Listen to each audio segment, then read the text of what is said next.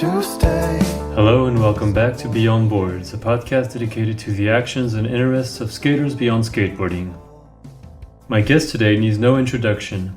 Josh Kalis is one of the all-time greats. He grew up in Grand Rapids, Michigan, where he picked up his first board in the late 80s.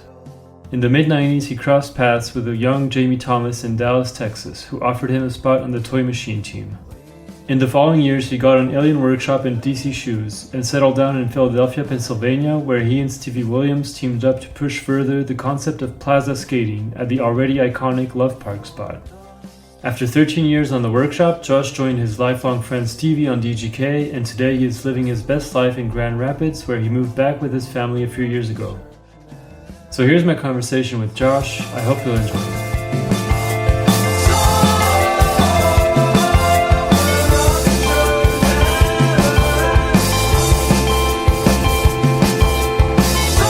This first one I have is from Romie Dennison.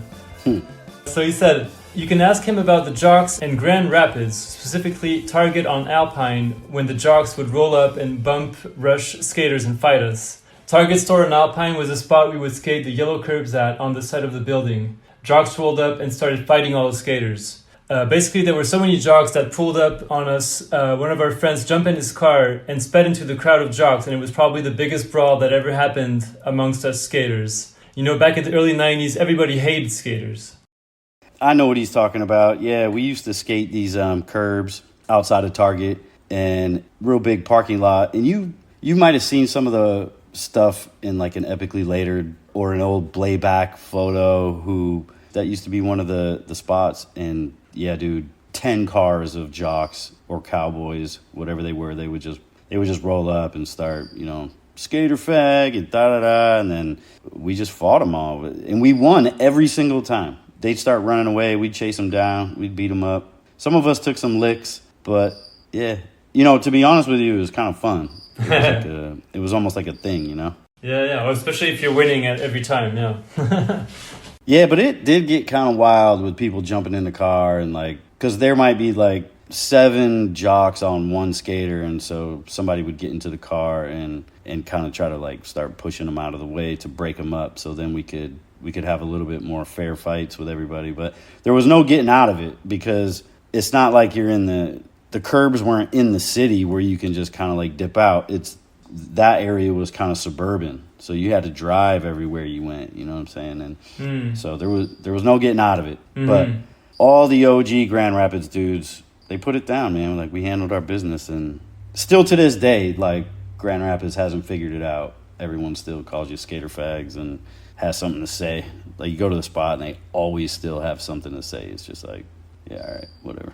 We don't really fight like that anymore, but yeah, it was fun times. Shout out Romie, man. I'm with Romie almost every day skating still. That's awesome. Yeah. So you guys go way back. What age would you have been when that was happening? So is that very early years of skating, early teens or?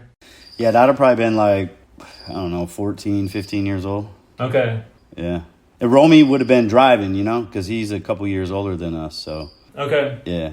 Yeah, it's awesome that you're back in on your home turf after all these years and this epic career that you made it back to your roots. Kind of, it's pretty sick. Yeah. Mm-hmm. How long have you been in Grand Rapids now? It's been 7 years around there. Yeah, probably about 7 years. Moving back to Grand Rapids was kind of out of necessity, though. You don't get me wrong, I love living here, and I actually love Michigan with the lakes and. You're close to Philly, to Chicago. Well, closer. And that was part of the move back, Right, the move back was California wasn't really panning out, and plus I'm not the biggest fan of living in California. They just have a different. I never have. My whole career, I always stayed east and was never. Whenever I'd go out to California, it'd be a good time or whatever. But it's just there's just a different mentality out there. Mm-hmm. It's not bad. It's not good. It's just not the same mentality I have. So. There were some things that happened the last time we lived in California, and I was like, man, let's just get out of here and be closer to Chicago and Philly. And Michigan's way cheaper, where it was just a few years ago. Now it's getting expensive, but. All right, let's see. This next one I have is from Skin Phillips. He said to talk about those early days in Pacific Beach when nobody had money and the skater status symbol was the Honda Civic. Yeah, shout out Skin. The Civic was the car, man. It was, from my point of view, it started from Deerdick and Kareem Campbell. Those guys had Civics, and those guys were the pinnacle of like top tier, top shelf pro skaters that were kind of running the show out there. Yeah. Like Kareem was in LA and Deerdick was in San Diego, and they both had Honda Civics. So it was like, yeah. And at the time, the car culture was all about Hondas too. I mean, Drake Jones had a souped up Honda Civic up in San Francisco. Honda Civics was just the shit. So that was the goal, man. Mm-hmm. So I ended up buying a Honda Civic, and it was not affordable. The interest rate for me to get the loan, the interest rate was so high that the interest was ridiculous. I don't remember how much I was paying, but it was in the teens for the interest rate. And one day I just ended up realizing it was breaking me. And I flew out of Chicago. Now, don't get me wrong, I drove that Civic everywhere, all across the country. But yeah, I left it at the airport in Chicago and told the loan company, and they went and repoed it, and that was it. Okay.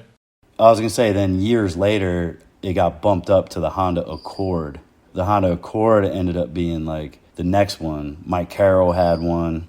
So that was the next dream car. And I ended up getting a Honda Accord, and then I went in a different route because I was really into street racing at the time. So I lowered it, went to Japan and bought headlights while I was there, and I did a DC commercial that went on TV and all that. Mm-hmm. And part of my payment, I told them, don't pay me cash, just buy me these rims. So I got rims. Yep. And then one day I woke up in the morning and I went to, I actually crashed it at one point, got it fixed, and then woke up in the morning and it was gone and somebody stole it. They followed me back from the street races one night, and then in the next morning it was gone, and it was pretty fucked up. Like, it was missing all the parts, So did you shoot a lot of photos with Skin back in the day? Because I know you shot this iconic photo on in front of the Golden Gate Bridge in San Francisco? Yep. You know what? I didn't shoot a ton with Skin. I think we were around each other quite a bit. I shot a few photos with Skin. I'm trying to remember. Did Skin shoot the Tray Flip Lynx ad in San Diego? I'm not sure. Yeah, I don't remember. But we were spending time together at one point, and I feel like we got pretty close, and then we ended up not spending a lot of time together. But we would see each other quite a bit. But yeah, he shot the backside 180 up there, overlooking the Golden Gate Bridge. And so that spot is like right next to Fort Miley, right? Or is it on the opposite side of the bridge or something? It is not. I don't even think it's close to Fort Miley. It's like, yeah, it's on the other side of the bridge. Okay. Would that be the north side? I don't remember what that area is called, but you got to go across the Golden Gate Bridge to get to it. Yeah, right. All right. This next one is from Jimmy Astleford, who was, I think, TM at DC for a little bit. So he said to ask you, who did the first switch crook on a handrail? Who did the first switch crook on a handrail? I have no idea. I assume he said that because it might have been you for an ad or something. Does that ring a bell? Oh, really? The one up there at State College or whatever? I think so, yeah. The super pokey one? It had to be that poke because the rail was so short. I don't know if it was me or not. That'd be cool if it was. A little claim to fame. Yeah. Yeah, I'm not sure. Well, that was a cool one. All right, shout out Jimmy, man. I miss him. He's been mountain biking the last few years, and yeah, I miss Jimmy. All right. This one is from RB Umali. So let's see. He said, back in the mid-90s, we filmed a line in downtown Houston, Texas that was on the same high-8 tape as another clip that I gave Ty Evans to use in the Church of Skating video. I asked Ty for the tape back when he wanted to use the line in your alien timecode part, and he gave it to an editor who couldn't find it for us. I vaguely remember you telling me that you confronted him and might have even had a little beef with him over it. I knew it was squashed because a few years later we were all filming for your Transworld Sixth Sense part together in New York City with Stevie and Ryan G. Can you talk a little bit about what went down and how you ended up squashing the beef with Ty over the lost tape? So I remember it a little bit differently, and shout out RB, man. Thanks for the question, RB. Well, I had so much fun down in Houston. That's when I was living up in Dallas, and we would Right. go down to Houston and see RB in them. I'm not sure what line he's talking about, because I thought I was pissed off at Ty for using the line John Tripp filmed in San Francisco with the frontside flip nose grind at the pier. Oh, yeah. And the tray flip down the Liversedge street gap. So I thought I was like, or from how I remember it, I confronted Ty at a trade show about why would you just throw that footage in a 411? Yeah, instead of you using it for your time code part. Yeah, maybe I'm not remembering it correctly. Maybe it was actually the RB line. If the line maybe RB's talking about could be at the spot called Tinker Toy, and it was a line I was super hyped on. It was back tail on the tall edge, kickflip up I'll call it the stage, and then nollie backside flip down the stairs. Mm-hmm. But that spot looked so dope, and I was wearing those crazy ass shoes. They were actually Nike shoes, and you know what? I know what he's talking about now, because in a 411, I have a thing on a mini ramp at Jeff Phillips Skate Park, which is switch front tail and then switch flip back tail. Mm-hmm. Slow motion, like Al Green, they put it on. Yeah, it would have been that tape, because those are the same shoes. Okay. So for sure, there's that missing line. But I don't think that's why I had an issue with Ty. I think the Ty issue was the San Francisco footage. But I don't know. It was a long time ago. Yeah, it's a long time ago. But I remember literally trying to fight Ty Evans. At the trade show? Yeah, at these ledges, like right outside the convention center. But also being like, damn, this dude's like a nice-ass dude, and he's definitely not trying to fight. And so I really felt like an asshole. And you were pissed off, I mean, yeah. Yeah, and I think he was like, yo, I didn't do it, or, whatever it was, and it ended up being like, all right, I'm arguing over something that he's not even aware of. So, I don't remember how it squashed, but it was probably just us being like, all right, well, whatever. Yeah. My bad. Let's move on. Yeah, I don't even think Ty and I have ever talked about it since. Oh, yeah, okay. Yeah, it's pretty funny. Let's see. This one's from Mike Ballard. So, let's see. He said, "Hi, Josh. I still remember that call, man. You were on the verge of quitting Toy Machine, somewhere between a nervous laugh and full throttle liberation. You told me Alien Workshop was the dream, the holy grail, the weird mothership calling you home. And I said, hell yes, do your thing. So here's the real question. What was it like jumping from the iron grip of Jamie Thomas to the controlled chaos of Kostrucci and Carter? Those camps weren't just different, they were goddamn night and day. One was a boot camp, the other was a psychedelic desert commune. Do you remember the grief Jamie and Ed would give you about smoking cigarettes, like you were poisoning the brand with each drag, as if skateboarding ever gave a damn about lungs? And listen, from Toy to Alien to DGK, you didn't just ride the wave, you carved your own lunatic line through the cosmos. Style, coolness, and guts to burn. You're up there with the true greats. You have the legendary smile. Big ups, Josh. Still smashing it." Damn. Thanks, Mike. Dude, that's a wild one. Thought it was a cool question. Yeah. Yeah, that's amazing, dude. Yeah, Ballard. I love that dude, man. Thanks. So what was it like? Going from Invisible / Toy Machine to Alien. Yeah. Yeah, well, I never looked at Jamie and Ed like having the iron clasp. Is that what he called it? Yeah, the iron fist, or was it? Yeah. Iron grip. I never really considered it like that. For me, it was more when I started hanging around other people, like different people, like the Deerdick house, or going up to San Francisco and the Drake Jones house, and it was just more my vibe, more my speed. And yeah, they definitely did break my balls about smoking cigarettes and eating meat. Oh yeah, I read about this. Yeah, because that is vegan, right? And Jamie might have been as well at the time. Yeah. And so, I mean, as much as I appreciate Jamie and everything he's done, I mean, Jamie literally opened the door for me for everything. Sure. But yeah, I've never been good with the word that comes to my mind is like authority. Mm-hmm. I got all the loyalty in the world until I realized that my loyalty doesn't really matter. I don't even know if that's the right way to say it, but It was just kind of like there's almost only so much ball breaking that I'll let happen. Like, I love ball breaking. I'm a ball breaker. But I don't know. It just, the vibes over at the Dyrdek house, like, reminded me of how it was when I hung out with all my people in Dallas, you know? And so, and plus I had met Dyrdek and John Drake and Carter years before that at a demo up here in Michigan. And the fact that they were from Ohio and drove Civics, and, you know, it was just more of my tribe, you know? Yeah. Jamie was definitely like a figure that you learn from and look up to and, you know, get things figured out. Mm-hmm. Where Dyrdek and them were like the people that I really wanted to hang out with.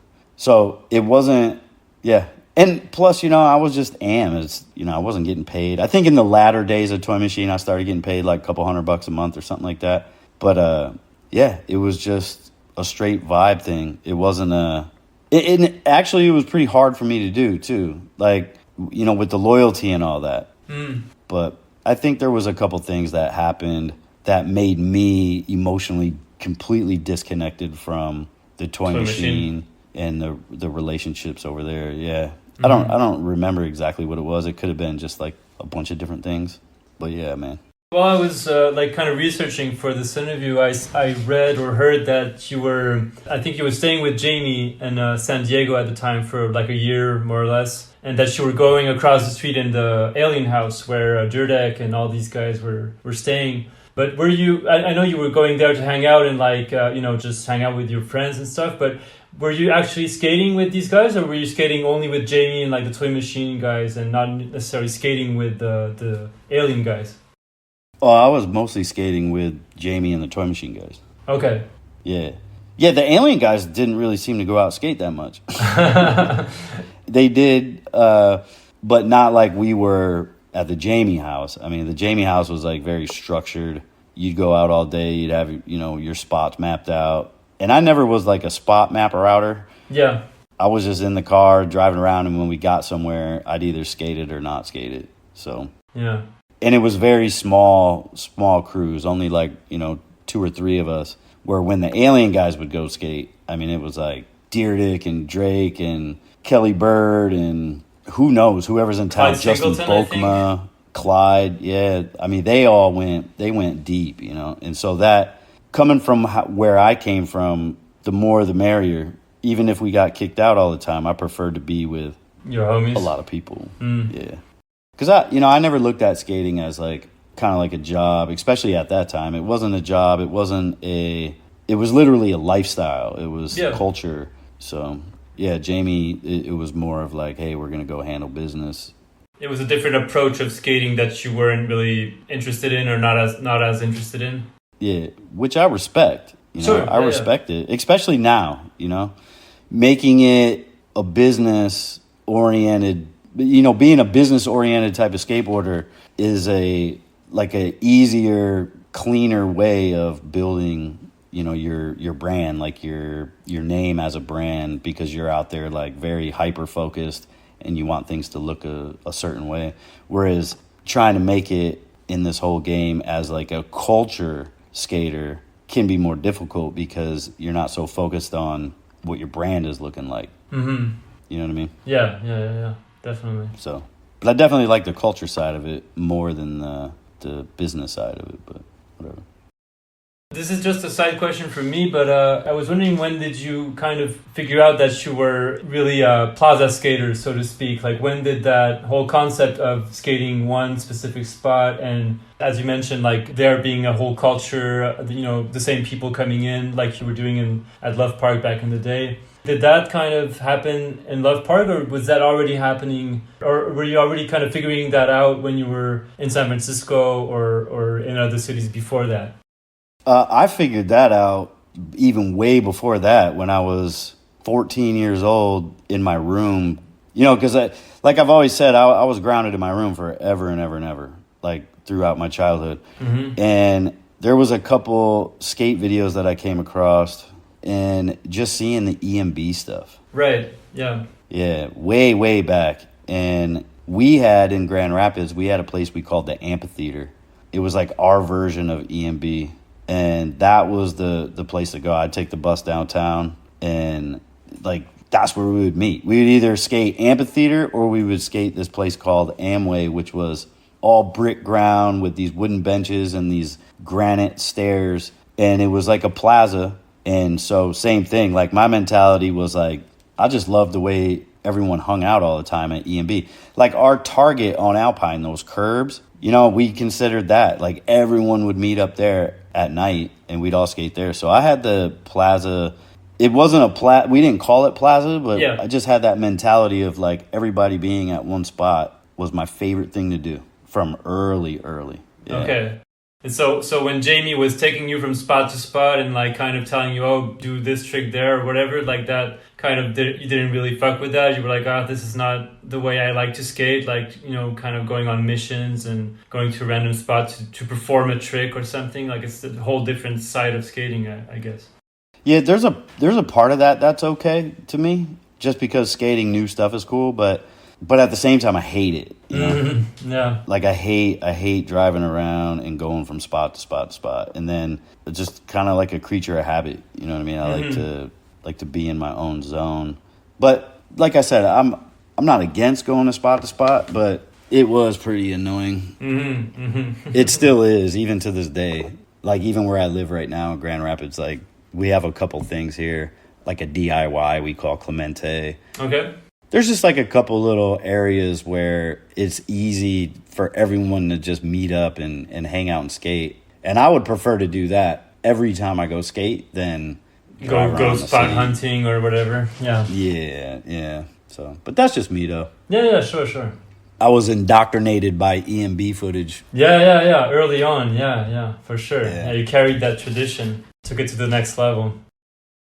This one is from Kelly Bird. You mentioned him earlier, I think. So he said, Chris Carter was known to spend hours and hours on the phone with his writers. Assuming you had those calls in some capacity, what is the best piece of advice or general Carterism you took away from those? And what is a character trait you think your daughter inherited, either directly or inadvertently, from being so exposed/connected to skateboarding her entire life? Hope you're good, man. Shout out for always staying true to yourself. Right on. Thanks, Kelly, man. That's what's up. That's a cool question, too. Yeah. Carter was basically like, the way I looked at it was he was more or less kind of like a father figure in a way. Like a very lenient but understanding father figure. Mm-hmm. So, yeah, he would spend hours on the phone, even with me, and we would just be talking and shooting the shit in it. And if I remember right, there wasn't like tons of advice or hey, you should do this, you should do that. I don't ever remember it feeling like that. It was always like telling stories and, you know, laughing. And yeah, it never really felt like there was any type of authority or a boss or anything like that. It was just like, hey, you killed it on this, you killed it on that. What do you think about this? You know, it was just very, what's the word? Like cordial. It was just, he was always just there listening, and it was dope. He's one of my favorite people in the whole entire world, to be honest with you. Oh, nice. Yeah, that's awesome. Carter was a rad dude. Did he ever give you some advice that stuck with you, kind of? Or does anything come to mind, or not really? No, I don't think so. Not off the top of my head. Maybe if I haven't thought about it in a long time, but I don't really remember getting like some life advice outside of, you know, don't let little things bother you as much as they can bother you or something like that. You know, as far as like industry people, like the big piece of advice, the two people that would give me like the most advice on shit like that was like Ken Block or Deerdick. Okay. Yeah, yep. Deerdick and Block were the two that I actually would soak up advice from. And it wasn't even really about me looking up to them. It was just, if I had questions, I would ask, or if they wanted to put some input on something that I was doing or not doing, they would be point blank about it and raise their voice and da-da-da, you know. And I'd be like, wow, you know, and I'd think about it at certain times. Matter of fact, some of Ken's advice I've used in the last few years, which has been life-changing for me. Okay. Yeah. And as far as my daughter, did she pick up anything? Yeah. I don't know. I'd have to probably ask her, but I don't think I've seen anything. You have two daughters, right? So I think one of them is like in her early 20s and another one is younger, right? So I'm not sure which one he's referring to, but... I'm pretty sure he's referring to my oldest daughter, Jalen. Right, okay. I don't know if... I'd have to ask her. And to be honest, I think my youngest, what she might have grabbed onto is the fact that you don't necessarily have to go to school or take the normal route of what most kids would do in order to like actually be successful with something. Yeah, well, you're a perfect example of that. I mean, yeah, but that's hard to watch when they're so young and they don't. You can't see that they have like certain passions for things, or you see like passions that they might have, and then I'm sitting there trying to figure out like, oh, how could she turn that into like making some money or doing a brand or something. But they're so young that they wouldn't understand if you're like, hey, if you're playing the guitar, like really play the guitar, or whatever. But so I honestly just let them two do what they do. And I figure as long as I'm there to support, and my wife is super supportive of them too. So, we just watch, and we're here in case they need to fall back on something. But Right. But yeah. Did any of them get into skating at all, or at least give it a try or something, or were they never really interested in it? My oldest, no, not at all. My youngest, she's got a board and she pushes around and stuff. She's not really interested in like doing tricks or whatever, but pursuing it seriously, kind of, yeah. Yeah, her and her friends, they'll grab their skateboards, they'll go downtown, and their favorite thing is like getting kicked out. They'll just like go to the museum, roll around in front of the museum just so the security guard can come kick them out. That's what they like. That's funny. Okay. But she got the big filmer wheels, and yeah, she doesn't really have. I asked her if she wanted to learn how to ollie, and she was just like, nah, she don't. Not interested. She don't care. Yeah. All right, this next one is an audio one. So my big question for Josh Kalis to the world at large, his fans, to know as well, is after being friends with him for 30 years, I never knew until 5 years ago that he has a liking for punk rock music, even like hardcore punk. And I never would have thought that ever, because when we were growing up, he was like Mr. Hip Hop. That's like his genre of music that he loved the most, until we brought him to meet Ian Mackay at Discord Records. And he was like reciting Minor Threat lyrics.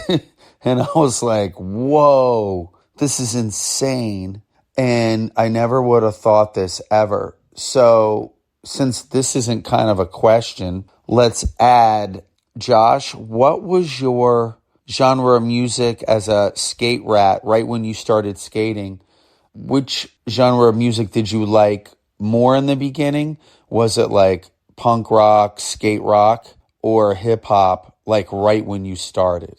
Because I know those H3 videos really influenced you with those sick underground punk bands as well. So yeah, let us know. We all want to know. Peace. I love you, brother. Did you recognize who that was? I was thinking maybe it was Jimmy. Yeah, Jimmy Pelletier. Yeah. That's what's up. Oh, that's funny, man. Yeah, the music. I didn't know that as well. Yeah, like about you being like into punk rock or hardcore. The very first concert I went to when I was like 12 or something was a band called 7 Seconds. You ever heard of them? No, I don't think so. Is it a punk band? Yeah, a little punk band. I don't know like where they fall on if they're corny or if they're good, but no, I love punk rock, dude. But I love punk, I love hip hop, I love rap, I love classic rock, metal.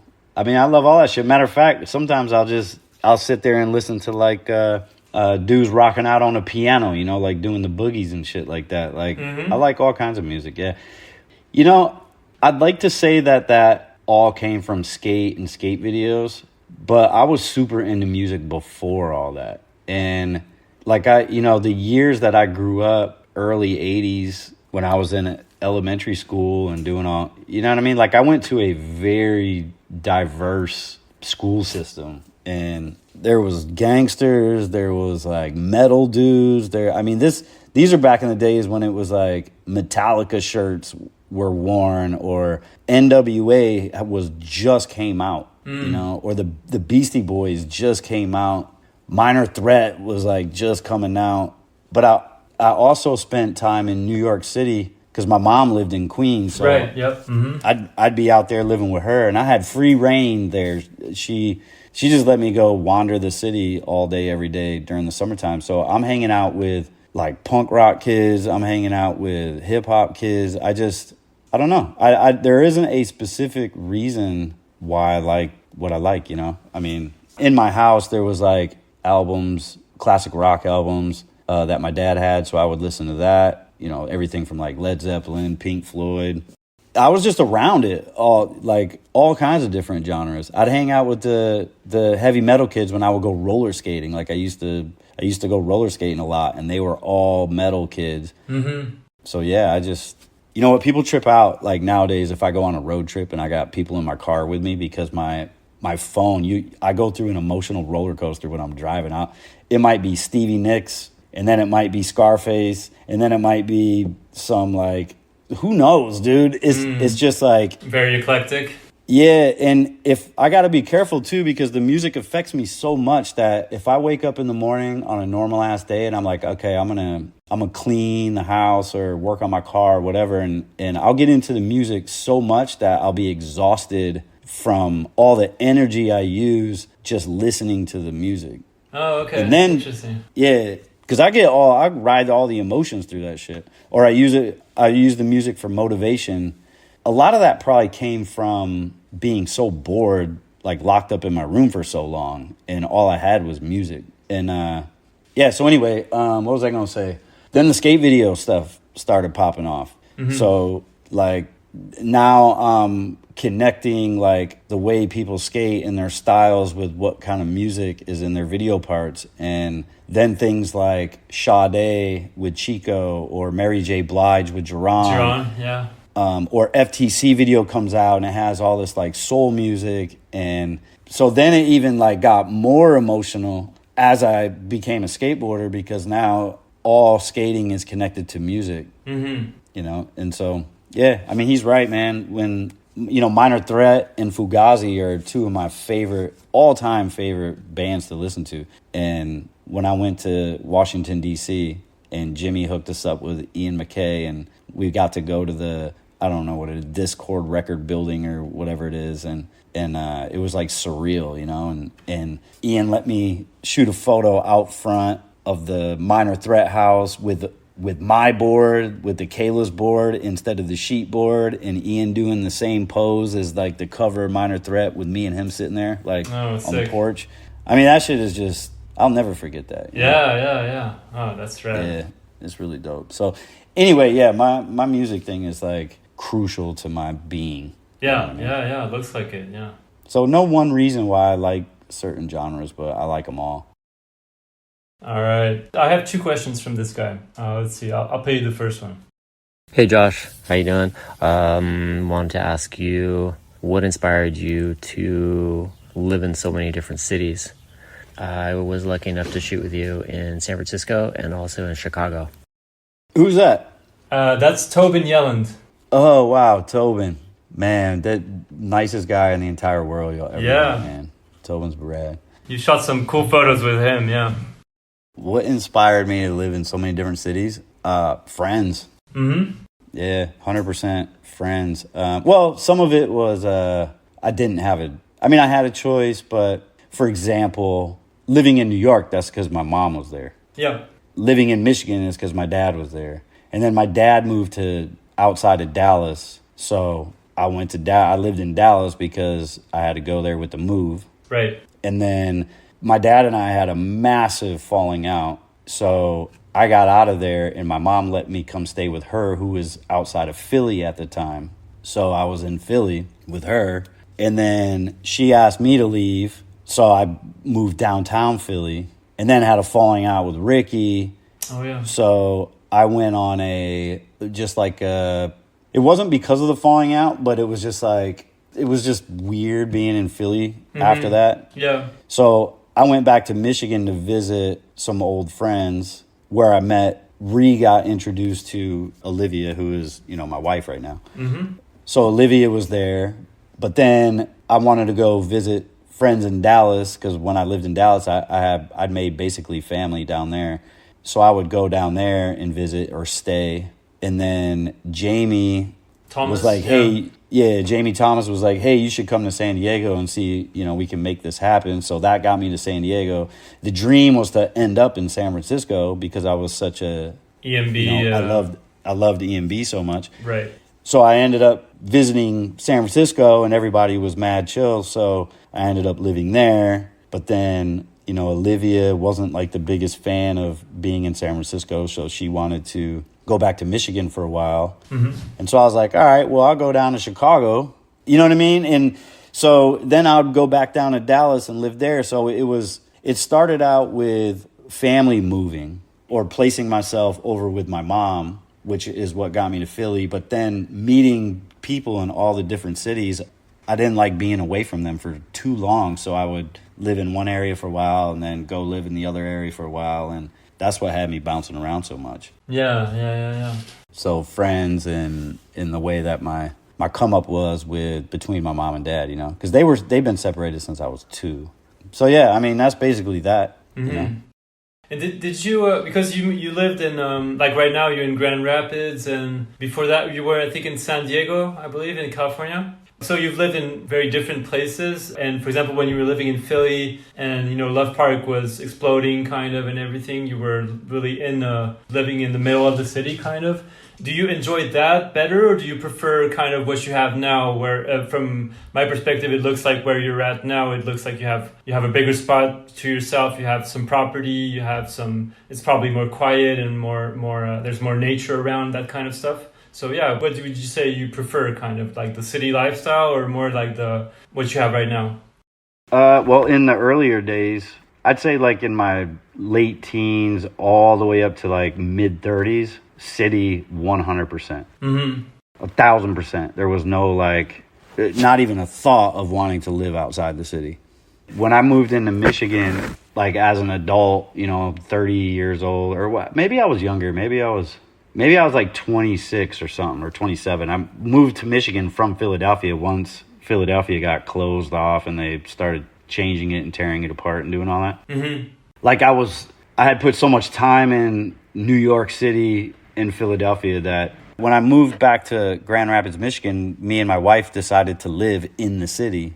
And we did the same stuff we did in Philly or New York. We would ride dirt bikes. We would have people over and have parties or whatever. But man, the cops were coming to my house for noise or trying to find dirt bikes. All the restaurants closed at like 9 p.m., 10 p.m. or whatever. And this was in the city. And I was like, this is bullshit, to be honest with you. It's not Philly, but like still, come on, like we're in the city. And I just saw a random ad in the paper about a house for sale. It was like 15 miles outside the city. And it looked like a castle, but it was the same price as the house that I bought in the city. Okay. So we sold, and it was on like this private road, and private just means like whoever lives in that community like pays for the upkeep. It's not it's not owned by the city or right. whatever. Yeah, sure. And so we sold our house and then bought that house, and I just fell in love with the freedom that you have. We had a couple acres and we could ride dirt bikes. We could have parties. Because it was a private road, I could like play around with my car or go-karts or whatever it was. And the neighbors, you can't see your neighbors in the summertime because all the tree growth separates like the houses. Or in the wintertime, it's snowing, you can just sled in your yard. And I don't know, and it's very private. You could walk around butt naked and in your yard. You walk, yeah. And so I was like, man, this is the way to do it right here. I mean, and your water is on a well, so it's not connected to the city. Oh, so really? You don't Okay. Your toilet and stuff isn't connected to sewer systems. You have your own private sewer system. Yeah, it was just like, this really is the way to live, in my opinion.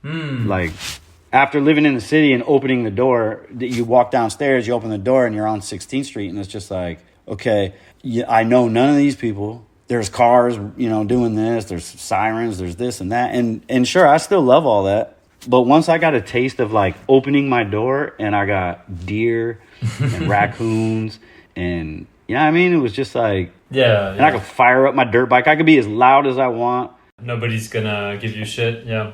Yeah. And I'm only 15 minutes from downtown. So I don't know. It changed my way of thinking about it. So when we moved to San Diego, we were in the typical like suburb, kind of like little housing development in Carlsbad, California, where every house looks the same.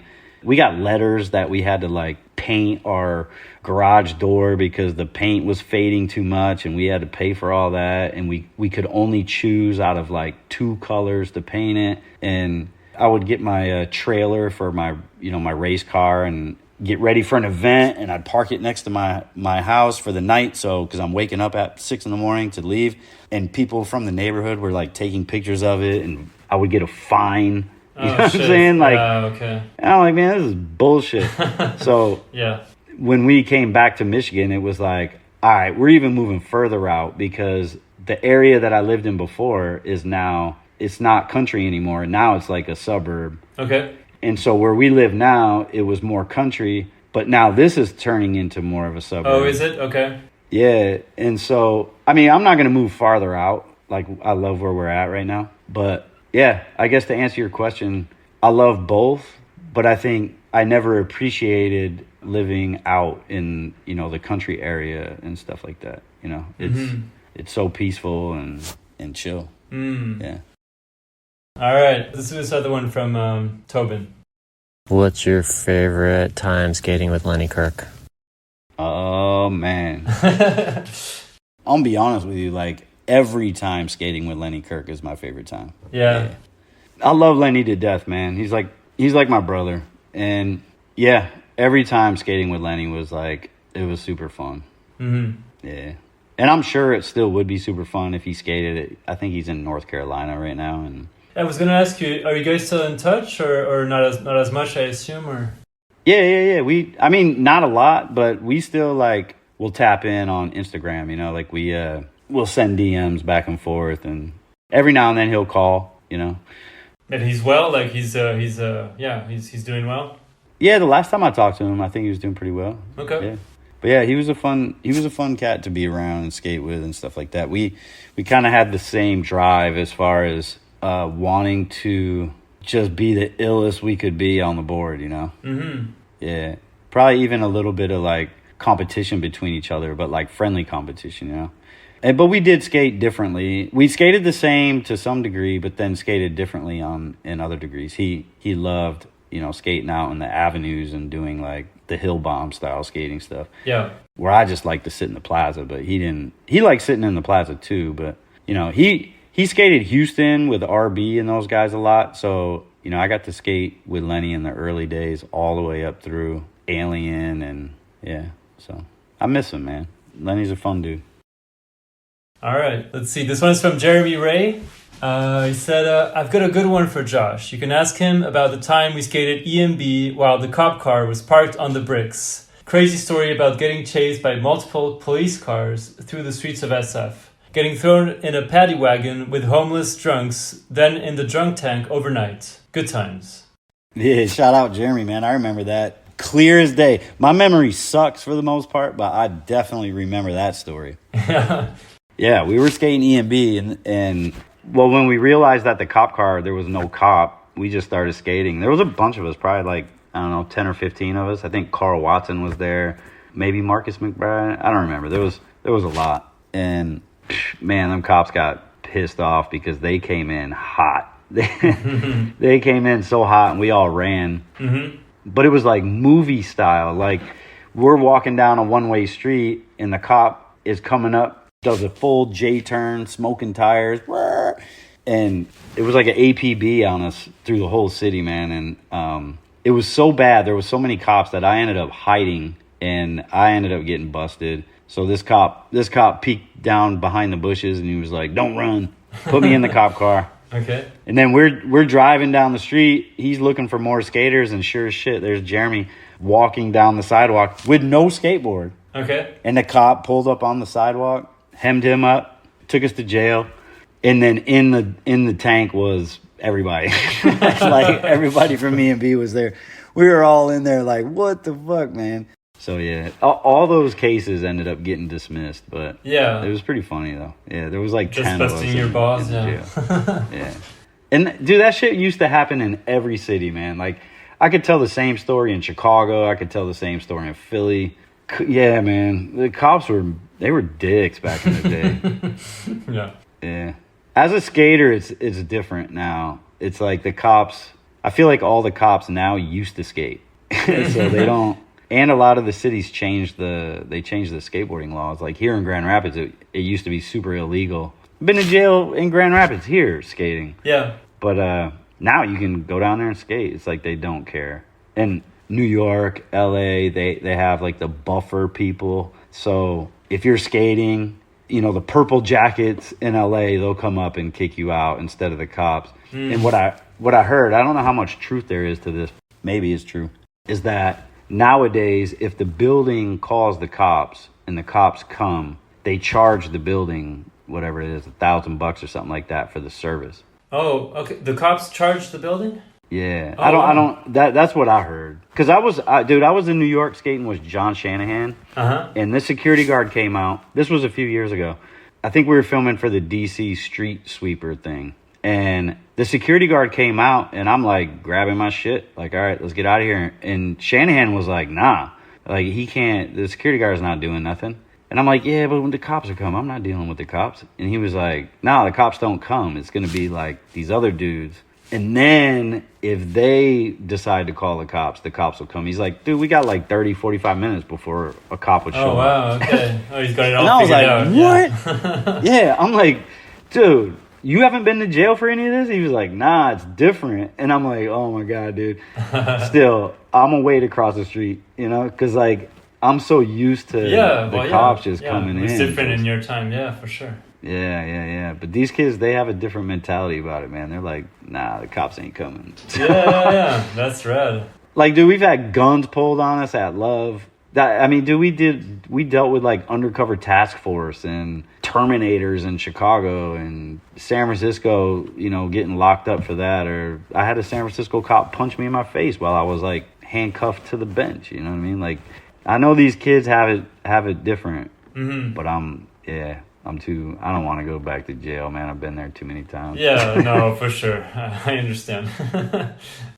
And speaking of Jeremy, like I think you mentioned that you were there the day he tried the front three down the Love Gap, right? Do you remember that session? Was I there? I don't know if I was there or if I just remember watching all the footage. Okay, maybe I got it wrong. I don't remember exactly, but yeah. Dude, I might have been there. Like I said, there's some parts of my memory that are just gone. Yeah. But I do remember when people skated the Love Gap. And when I skated the Love Gap, I mean, we had to push and as hard as we could to clear it. And Jeremy would just like drop his board in 2 pushes and clear it. And we're like, so powerful that it doesn't need to. Yeah, it's crazy. And how close did you get I know you were trying to nollie down the gap, right? Like, yeah. Were you getting close to that, or you don't think you would have stuck it eventually? To be honest, if I was more of a gap skater, I probably could have made it with the tries I was trying it. My problem is I don't skate big gaps, so the stuff I do skate, I usually like peak my height above the last stair and then come down. Yep. Where the Love Gap, you would have to peak your height more at the middle of the gap, so you're coming down toward, like, you know what I'm you're coming down at the last stair, and it would just, I couldn't get my mind just it wouldn't work, so you wouldn't commit to land. Yeah. Trying nollie over this is just insane. I mean, I don't think anybody ever nollied it. I don't even know if there were ever any nollie tricks done down the gap. I don't know. I know Gorecki tried nollie half cabinet. Oh really? Okay. Yeah, I don't know if he's stuck any or not. I feel like he might have. Yeah, maybe someone did, but I'm trying to think, like all the gnarliest shit. Like there was some switch stuff down it, but not sure if there were ever like a nollie flip or nollie heel or whatever. But yeah, I don't think so. Nowadays, probably people would be doing all. Oh yeah, and there would be nollie training or nollie hard flip or whatever. Yeah, they got gap skating figured out. Yeah. All right, let's do this one. Hey, my man. So I'm just going to do the voice memo thing. I don't do this very often, but Josh Kalis, I just want to point out when he came to Pier 7, when he came to SF, he was accepted like no other person I've ever seen. He came in and garnered so much respect, and he was just ripping so hard. He had the prettiest girlfriend at the time, and, he was just like somebody that he came in like a storm and then he left. And I just wanted to share that. No question, but I just wonder how he did that. It was impressive. All right, brother. I'll talk to you later. Bye. Was that Lee? That's Karl Watson. Oh, that was Karl. Okay, yeah. Oh, man. Damn. That was pretty cool. How did I do that? Yo, I don't know how to explain Describe that. it. I did definitely have I had such a massive amount of respect for like the San Francisco skate culture and scene, like prior to me ever going there.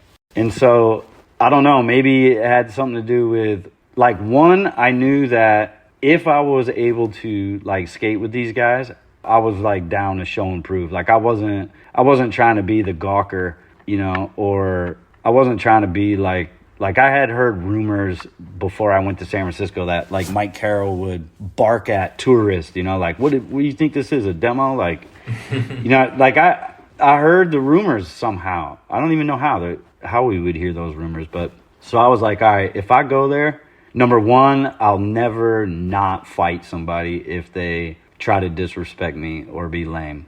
But I'll never disrespect these dudes, even if this was just the way I thought about it. If I went there and they tried disrespecting me, like, depending on what type of disrespect it is, I'm just going to eat it and try to put it down. You know what I mean? Because the respect I have, I'm an outsider. So the respect I have for their culture and their spot is my favorite shit in the whole world. If James Kelch or Mike Carroll or whoever wants to come up and talk shit or steal my board or do whatever, like, I'll just eat that at the moment. But my show and prove is going to be like, let me put it down on these spots to earn respect from these guys the right way. Like, I don't want to go there and be like, yo, I'm the shit. Yeah, you know what I mean? yeah, sure. I'm going there, but I'm not going there to be their friends, and I'm not going there to infiltrate their space or their culture. I just want to go there and check it out, but I know it's not for free. Like, I'm not going to go there and check it out for free. I'll try to do the best I can do to, like, gain any type of respect from these guys. And I don't know, maybe that's just like a old school, or I don't know. It's just probably a weird way to look at it, but like I had so much respect for that culture before even going there that I went in that route. And it left an impression. Yeah, I mean, all those guys were cool. I had a few instances, but like I would just eat it, just like, yo, this is their game, this is their spot. I'm just here to, try to earn some stripes from these guys, and that's the route I took. Yeah. That's why they respected you so much, because they could feel you had a lot of admiration and respect for their scene and their spot and their culture. It's their house, man. Yeah, exactly. So, but I appreciate that from Karl. That was very cool. Yeah. Yeah, shout out Karl. Yeah. Oh, and then he did say, and then he just left. Yeah. That's because my Dallas homies were like, yo, it's been too long. Won't you come back? So I did that. I went down to Dallas. Was supposed to be temporary. I was going to go back to San Francisco, but at the time I was in Dallas, Olivia was in Michigan, and we weren't together at the time. And she was going through some shit up there. So I was like, well, why don't you just come down to Dallas for a bit? And she did. And so her coming down to Dallas, I ended up staying there longer. And then eventually Olivia and I went to San Francisco, and that's when I moved in with Drake Jones. Oh, yeah. And kind of turned it back up in San Francisco. And then, she ended up, going back to Michigan. So that's when I followed her to Chicago. So that's the main reason I left San Francisco. Is, I was chasing my lady. Yeah. That's a good reason. Yeah. So how long do you think you stayed overall in SF? Was it like maybe a year, a couple of years, if you add everything together? Oh, man, to be honest with you, I have no idea. I don't know. I would say it had to been at least 2 years, maybe. Okay. Oh, yeah, okay.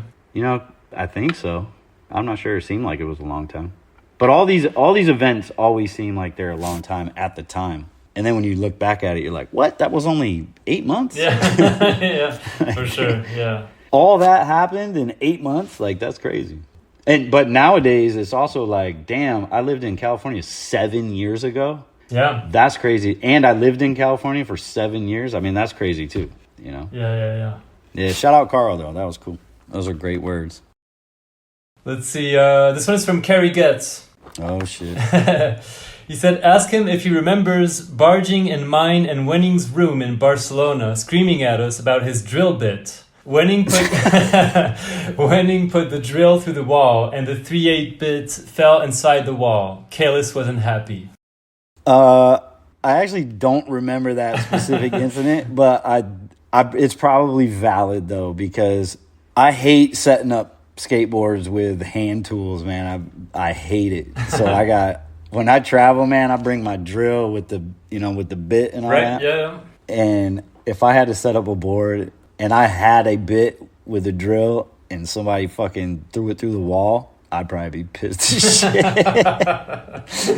So, yeah, I don't remember that specific incident, but if Kerry says it happened, I'm sure it happened. It must have happened, yeah. And I would definitely be barking about it, too. Okay, this one is from Dave Ruta. Yeah, Ruta. He said, do you remember the first time you skated Chicago? Also, what video, if any, are you currently watching to get hyped? The first time I skated Chicago, I remember it because I used to wear my hat cranked to the side. And I remember going to Picasso, the spot with the Picasso statue. Right. Yeah, Federal, I think it's the Federal building. And man, the ground was so smooth back then. Great, awesome spot. The whole Chicago crew was there. I didn't really know them.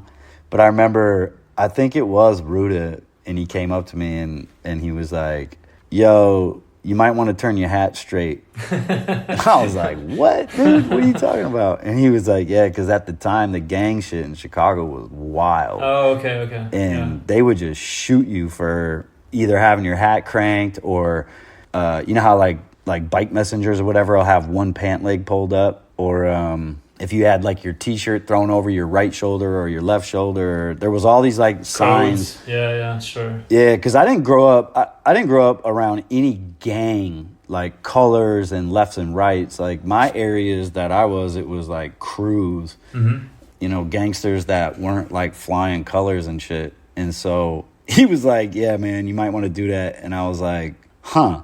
I thought that was interesting. And I don't remember if I did or didn't, but that is the time that I started wearing my hat straight. Okay. I wore it for most of my life. It was always back to the right.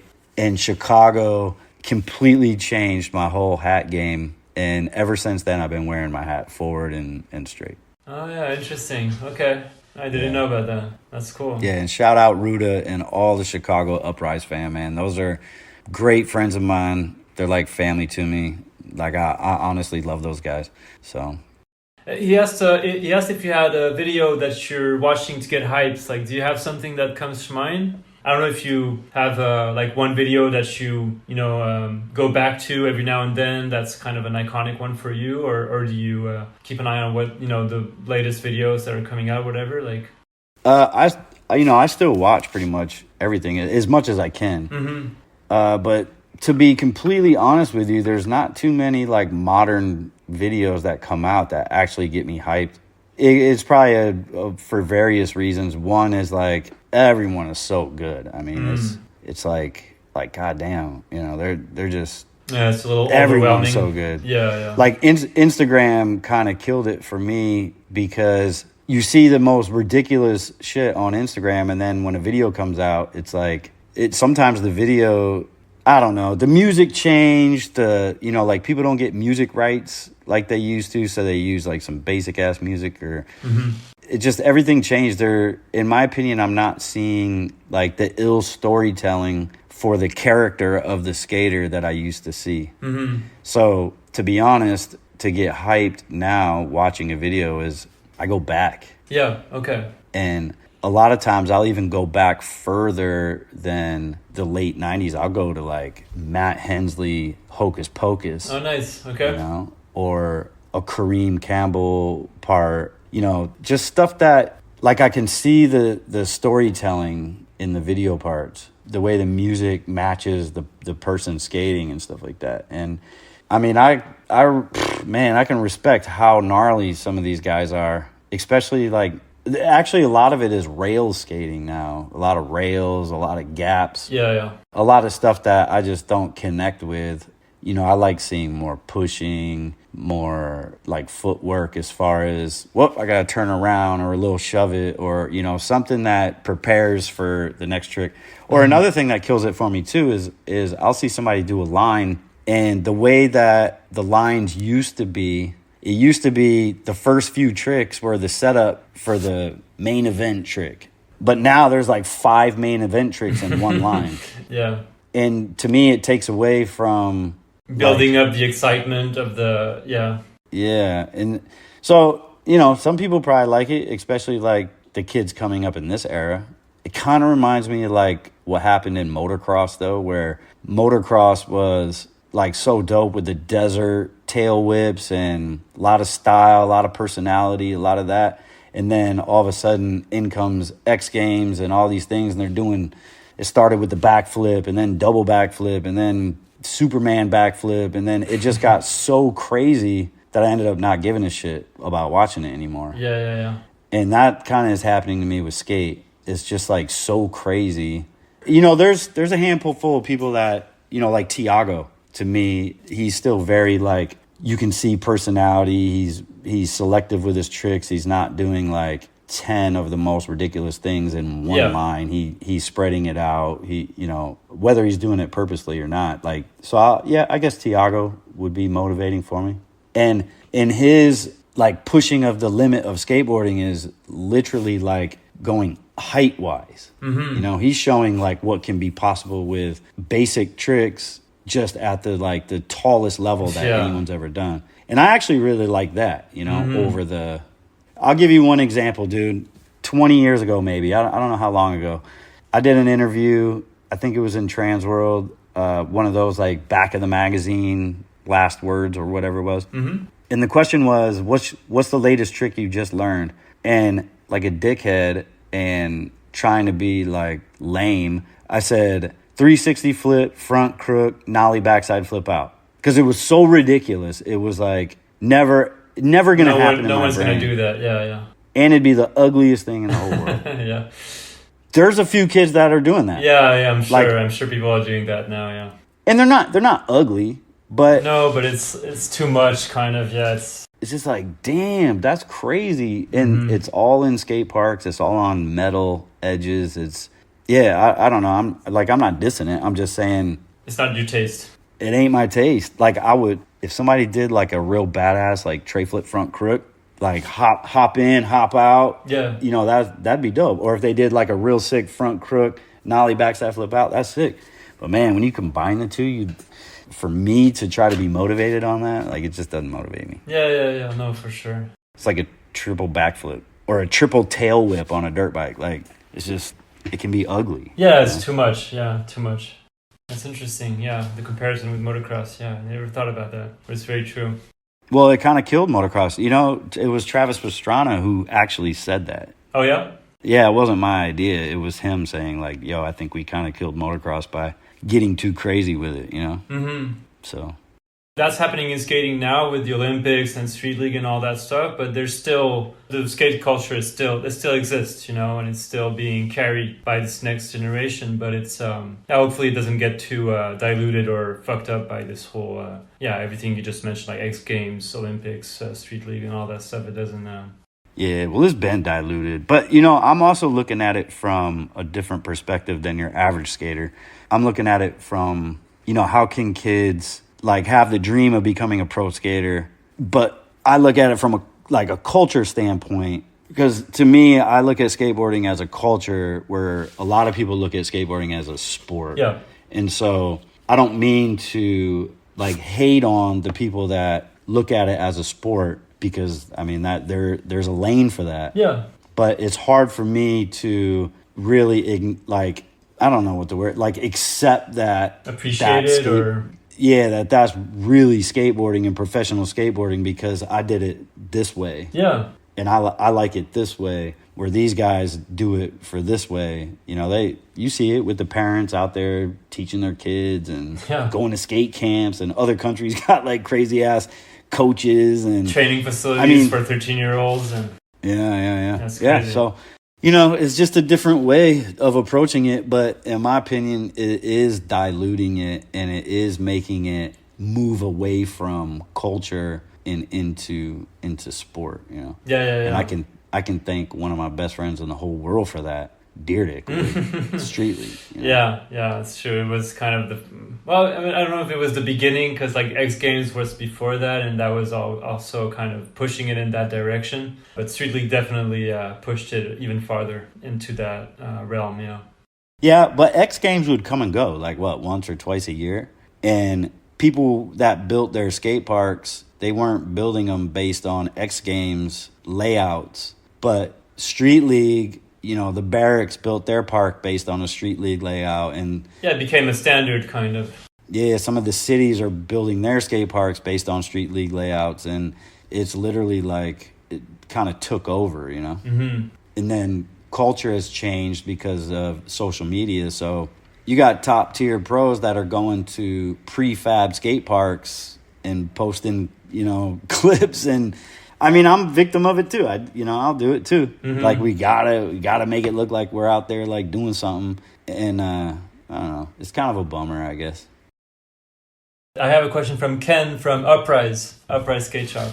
He said, "Can you run us through an encounter with the Terminator, bike cops, or other overzealous police in 1990s Chicago?" Shout out Ken. Shout out Uprise. Shout out Uriah. That's family right there, man. Man, Chicago, late 90s was ruthless with the cops, dude. I have many stories about cops putting us in paddy wagons and dropping us off at the Robert Taylor homes on the South Side projects and saying good luck. But the Terminator was a determined cop to make skaters go through the worst shit possible if he caught them. Okay. Him and his bike cop cronies. But the best story I have, because as far as I know, nobody got caught on this one. But we were all skating this spot called the Art Institute, and there must have been like 30 or 40 of us. And somebody peeked over the wall and said, "Yo, there's like 50 cops just right there." And at the time, we all knew like how no matter where you were skating in Chicago, if you saw a cop in a car, on a bike, walking, I mean, you had to like duck and kind of like let them pass so they don't see you, because it was an immediate foot chase, no matter what. Wow. Yeah, any time of day, they would just hop out their cars and they'd come after you. So anyway, we're skating at Art Institute, and just like Philly, Chicago, San Francisco, you were always on edge when you were skating. You're always like looking before you try the trick. You're looking left, right. Okay, no cops. You go try the trick.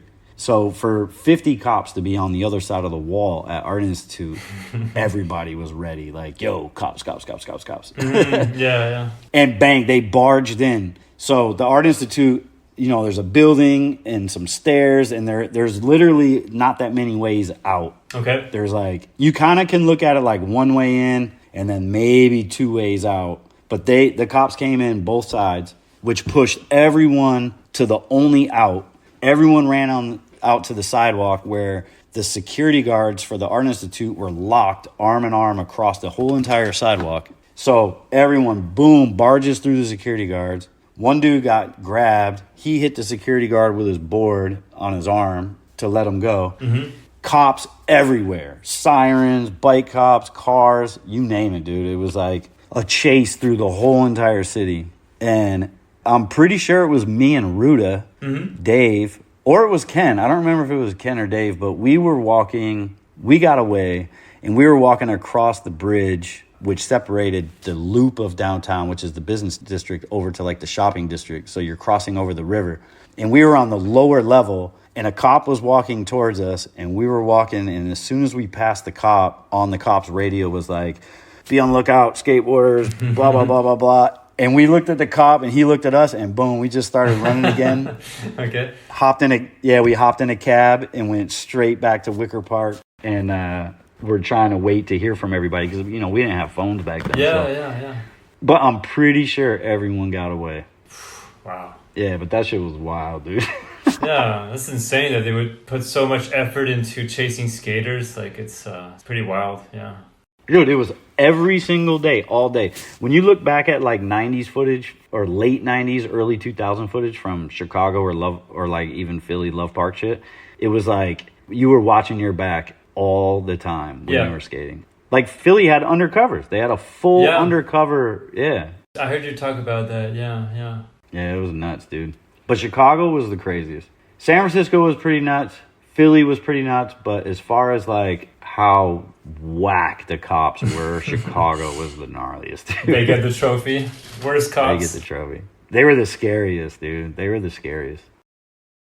All right. Let's see. This one's from Jimmy Gorecki. So he said, so many people tried to were recruited to get on the workshop back in the day. Who was your favorite skater that wasn't able to get through and make it on? I heard Kwai Nguyen almost got on. Can you confirm? And also, how come you took Jimmy Gorecki's back lip out of your photo part after it was in the premiere version?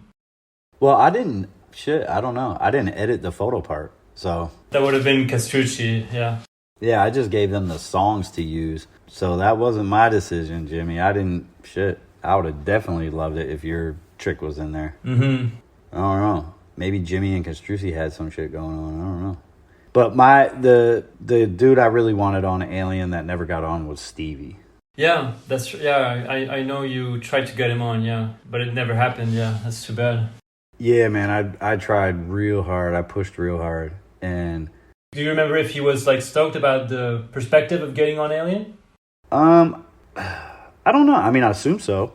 I don't think, I'm pretty sure I was like, yo, I want to get you on Alien. He was like, let's go. I don't think we had like deep conversations about it or whatever. And plus, I'm never one that's like, yo, I'm doing this. I'm going to do, you know what I mean? Without already knowing, at least to some degree. Yeah, sure. Yeah, because I don't want to like gas somebody up and not be able to make it happen. Yeah. Stevie would have been the one guy I really wanted on Alien that never got on. Okay. And I don't know why. I mean, I heard like some ideas why they didn't put him on. I think it was just like a trust issue as far as like loyalty or something like that. But that's just speculation from what I might have heard from people who it might not be truthful or it might have been truthful. I don't know. Okay. I think they just basically told me at one point it wasn't going to happen. Then he was going to be on Seek when we were doing Seek. Yeah. Mm-hmm. And I don't know what happened with that either because I wasn't in depth with all those conversations. Because at the time, man, I just skated so much. I wasn't like part of decision making with any of it. But at that time, it did teach me that even when you're the man at the company, like you're still not making the decisions. You know, you can give your input and your opinion, but I learned at that point in time that, oh, you know what? It doesn't matter who I am. I'm not calling all the shots, yeah. Mm-hmm. And as far as the other one, the Kai, I don't know anything about that. Okay. Yeah. Was there anyone else that you remember that you guys talked about getting on Alien and it never happened? I mean, you mentioned Stevie, but was there anyone else that was kind of, being talked about, but then it never worked out? Not off the top of my head. Yeah, not off the top of my head. I think most of those conversations were in the building, Yeah. Yeah, and I wasn't really too concerned about who was on and who was off.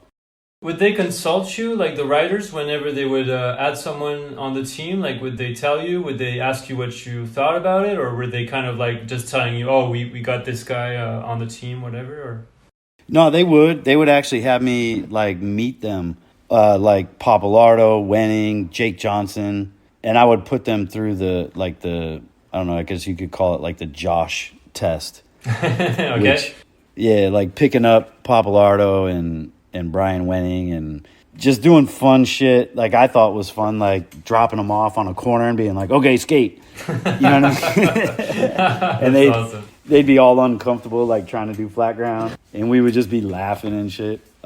Jake Johnson was a fun one because I didn't know who he was. And so I went up to New York and met with him to see what kind of person he was. And then he was a skater that skated through the city. Like really skate from downtown to uptown, not taking the subway or whatever. And so I was like, all right, I'm gonna outskate this motherfucker. Like, and so I'm pushing blocks and I'm like, damn, this dude can sit there and do flat ground and push from downtown to uptown faster than I can. So I was like, oh shit, all right, I'm about it. Jake's dope. Because then we would get to the spot and he would skate, and I really liked Jake. I tried to test him, but he was like, fuck you, basically. Yeah, Jake was a good one. Let's see. This one's from Bill Strobeck. It's bringing it back to something you were talking about earlier. He said, bring up how the undercover cops would let him not get a ticket, and he would give him his sneakers, and they'd be wearing his sneakers. Did he get any other get-out-of-jail free cards in the city? Josh was so nice to everyone at shops and restaurants. I feel like he always got that special treatment back. I seen it firsthand. I remember an Italian restaurant on South Street. That dude that owned it loved Josh. Yeah, man. Well, shout out Bill, dude, doing his thing with Violet and Supreme, and he's crushing it. Actually, hey, you know what? To be honest with you, to tap back into what videos motivate me, you know what? The Strobeck videos really do. Oh yeah, okay, cool. Yeah, I actually like how he just gives like his own new take on like his version of skating and art and his riders. He actually does, in my opinion, a fantastic job on storytelling and showing personality and doing all that. Like I really do. I know some people try to talk shit about like the zooming in and can't see the spot or whatever, but I love it. To me, it's different. Yeah. It's his own thing now. Yeah, and it separates like his projects from everyone else's. You know what I mean? Yeah, I think it's cool. So anyway, yeah, the undercovers. Like I play the game, dude. You know, if I can, the way I look at it is, if these dudes just like need a little bit of charm or they need something in their pocket to allow me to be able to do my thing, like I got no problem with that. I got tired of running from them fucking dudes, man. And I seen them out front of the skate shop in their squad car one time. And I was like, yo, y'all want to see what this is really about? And I brought like the Kayla's shoe that came in the box that had love on the box. Oh yeah, okay. And they were like, what? And I'm like, yeah, what size do y'all wear? And I just gave them the shoes. And it wasn't necessarily like, hey, I'm giving you these, so you're going to let me skate. It was just like me trying to flex, like, yo, you guys have all this authority and you come in here all hot and all that shit, but I'm actually like here doing this. You know what I mean? Yeah. For the city, for the skaters. Like, and they recognized it to some degree, because they were like, the next time they came into Love, I remember they told me like, hey, Josh, don't run. Let me talk to you. And a lot of times I wouldn't run anyway, because we would hide our boards like up in the tree. And they straight up asked, like, yo, is that your Beamer? Yep. And these are your shoes? Yep. And they asked questions. And I told them about Stevie, and they were like, yo, I want to meet Stevie. Like, this is crazy. And all right, well, if you're filming and you see us across the street, like, just give us like a hand signal not to come in. But then when you're done, like, give us the other hand signal so we can do our job. And I was like, all right. So I told locals, hey, this is the deal with these guys. And Stevie would still run. And every time they come in, they'd be like, no, I want to see what's up to Stevie. But Stevie would still dip, because Stevie just wouldn't talk to cops no matter what, you know. But, yeah, I mean, it worked out for quite a while, man. A couple years. It helped us, like, film stuff, you know what I mean? And then they changed police precincts, and that's when everything changed, because we didn't have those cops anymore. We had a different precinct who just sucked. Different people, the connections were not the same and everything. Yeah.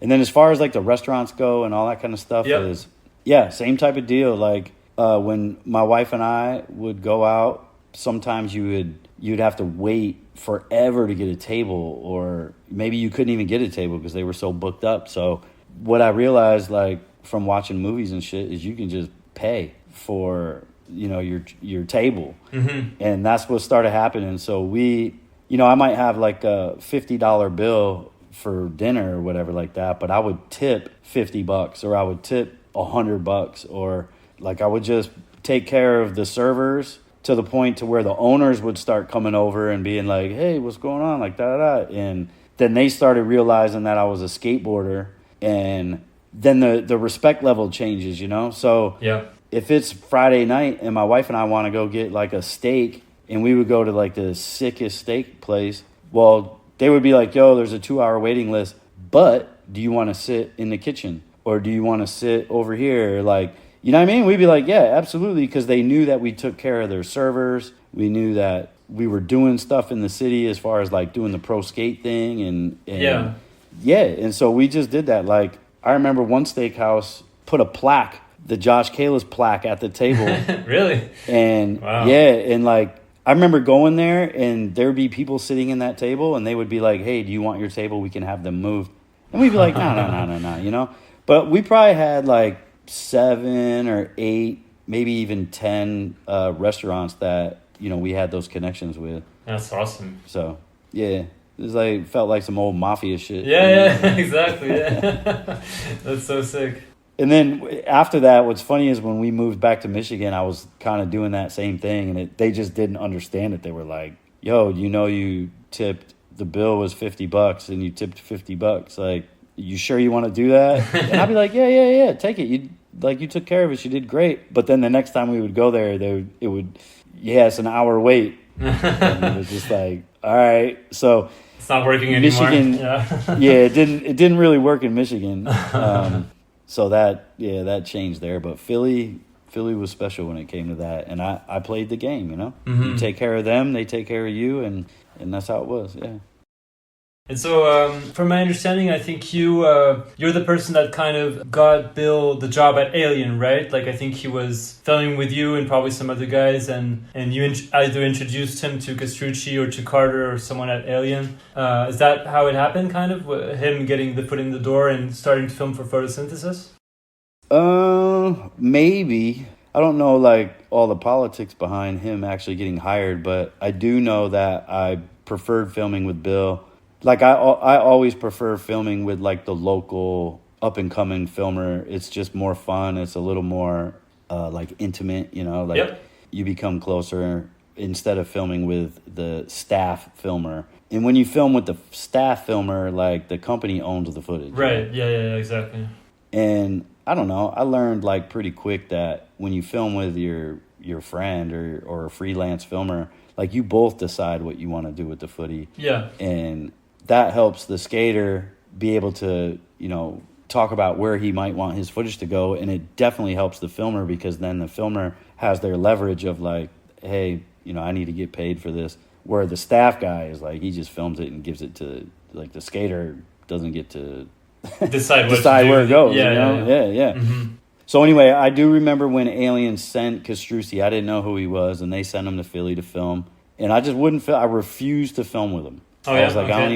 I don't even know what you're doing here, dude. Like, I film with Bill, and that's it. Or G. I film with Bill, and I film with G. Mm-hmm. And I think he got pretty offended by that, but I just wouldn't do it. And so, did that have something to do with Bill getting hired on? Maybe. Mm-hmm. You know, I don't really know, but yeah. And I still work that way to this day. Yeah, because what you were saying before, I remember you talking about the Kalis and Mono part. You were filming for Minefield, and then you had all this part ready to be released, but the other guys weren't ready to put out the video, so they told you to like wait for a year or something, and then they decided to put out Kalis and Mono. But you were trying to, I think, shop it to other possible media, I guess maybe Transworld or land somewhere else, But it looks like from what you're saying that you already had this understanding that if you film with the company filmer, then the company owns your footage and you can't decide anymore where it's going to end up. Yeah, well, the battle at that time was I was like against sitting on footage for too long. Now I know you can sit on footage and stack it and make like these super epic parts, but I never liked that. You know, like we said earlier, growing up watching 8th Street videos and stuff, you could tell that all those videos were filmed in like a week. Yeah. And that's what I preferred. I preferred the footage to come out represented how I skated right then and there. And anyway, yeah, so when they told me like, hey, you know, it's going to be another year or something like that, I was like, nah, I don't want some epic, you know, crazy part that some of y'all are trying to get. So I'm taking my footage and I'm going to put it out. Just like it was even earlier than that, when we would take footage and split it between like RB's video projects or 411 stuff or just whatever. We would just put footage out there. I didn't want my stuff sitting around. So a lot of that footage, especially the Barcelona footage, I filmed with Thomas Winkle. Right, yeah. Who's like one of my favorite people in the whole world. And yeah, they were trying to not let that happen. They were trying to either not use Winkle's footage, or I think that's mainly what it was. They just didn't want to use Winkle's footage. They wanted me to film everything with Greg Hunt. Okay. And I was like, nope, that's not happening, bro. Like, so I put it out there that I had some footage, and yeah, 411 was going to do something, and then Alien wouldn't release the footage. Transworld was going to do something, and Alien wouldn't release the footage. So, like, we really started butting heads on that. Okay. And that's when they came up with the Kalis and Mono thing. Right. And so I agreed to that, because at least my footage would be out there. Yeah, and it worked out great. I mean, it was a great part, yeah. And then it ends up being, like, one of the first solo video part releases. That's true, yeah. Yeah, which is a weird one, you know, because that's all it is nowadays. Yeah. I mean, not for the most part. So people are like, yo, we credit you for that. Like, that's awesome. And I'm thinking like, damn, dude, it's not really that that's awesome. not how it played out. Yeah. Yeah, but it's cool. This one is from Jerry Fowler. He said, I don't expect you to remember this, but one summer night in the late 90s, Roger Bagley and I were skating at Love Park, and you and Stevie Williams both skated up, said hello, and made us feel welcome at the park. It was a small gesture, but it made a lasting impression on me. And over the years, I would see you do the same for other out-of-towners. The impression I get is that both you and Stevie positively impact the local skate scene wherever you are. My question is, was that a conscious decision by you to be more inclusive and buy into your local skate scene, or did it come naturally? I would say, like, before those, and first of all, shout out Jerry, man. I actually just got to talk to Jerry not that long ago with his new project that he's doing with all those photos from the East Coast and stuff. I don't know if you've heard about that yet. No, I haven't. Okay. Yeah, you will. But anyway, so it became like an unconscious effort, but it originally started as a conscious effort. Okay. Because there was a group prior in Philadelphia that kind of ran Love Park, and with they Ricky were like, and well, I mean, it didn't even have to be just Ricky. It was just like the way that they treated some of us, especially me. Like, dude, I got kicked out of Philly. Yeah. You know what I mean? Yeah. For something that didn't even happen. And then also hearing like rumors of the old EMB stuff and all that. And like me and Stevie aren't really like that. Like, we're like, nah, man, like this shit is for everybody. You know what I mean? And so anyway, like for me personally, I consciously made an effort to not be the dickhead bully type of thing, you know? And it just never felt good. Like, we used to kind of run with that in Dallas a little bit.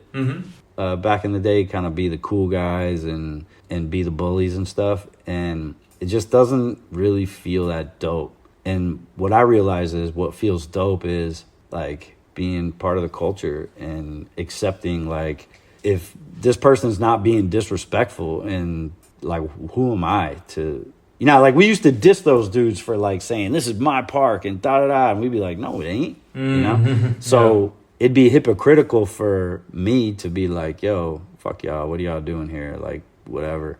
But then it just became, like, a natural feeling of, like, I'm not hating on anybody coming here. You know what I mean? Yeah. So that's cool. Like, I never really recognized that people would recognize that you know, there wasn't a bully bone in my body and Stevie's body too, you know? Yeah. I mean, don't get me wrong. There was still people at the time at Love that would like steal boards and do stuff. Yeah, that was still happening. Yeah. Yeah. But as far as like us being in a position of like, now we're pro skaters, you know what I mean? And this is like our territory that we're using to build a career on. We weren't trying to take advantage of out-of-towners or people that just wanted to come and check it out, because those were the people that we were wanting. We wanted them as fans. Yeah, you know exactly. I mean? Yeah. Yeah, and we wanted them to skate Love and come up, because the more popular Love becomes, the more popular like we would become. Yeah. You know, like it was a 100% conscious effort to attach ourselves to Love and have Love attached to us, you know. So if people thought of Love Park, they'd think of Josh and Stevie, and vice versa. Like that was 100% conscious effort. Like as organic as it was, I was in Philly, Stevie was in Philly, we were skating Love Park. Like we knew exactly what we were doing, you know. So. And this is just a question for me, but like, do you remember if at some point did you talk to DC about branding you guys, like for example, your DC shoes, your products with Love Park in the storytelling kind of, or was it them that kind of told you, okay, like for example, we'll shoot your 360 flip over the garbage can and we'll make it like, we'll put it on the box of the shoes and everything. We'll brand this whole thing around Love Park. Was it something that you guys pushed towards DC, or was it the other way around? It was the other way around. I mean, a lot of that came from, I'm not going to California to shoot my ad. Or no, I did have to go to California to shoot my ad. And I think that photo was it was Skin, right? The 360 flip, the Lynx ad. It was either Skin or Ballard. It was either Skin or Ballard, but I feel like it might have been Skin. Actually, I could look here in a second. But they, like, Ken Block was just a genius. And then when he brought Blayback into the mix, like, they understood what we were doing 1,000%. We didn't even have to talk about it.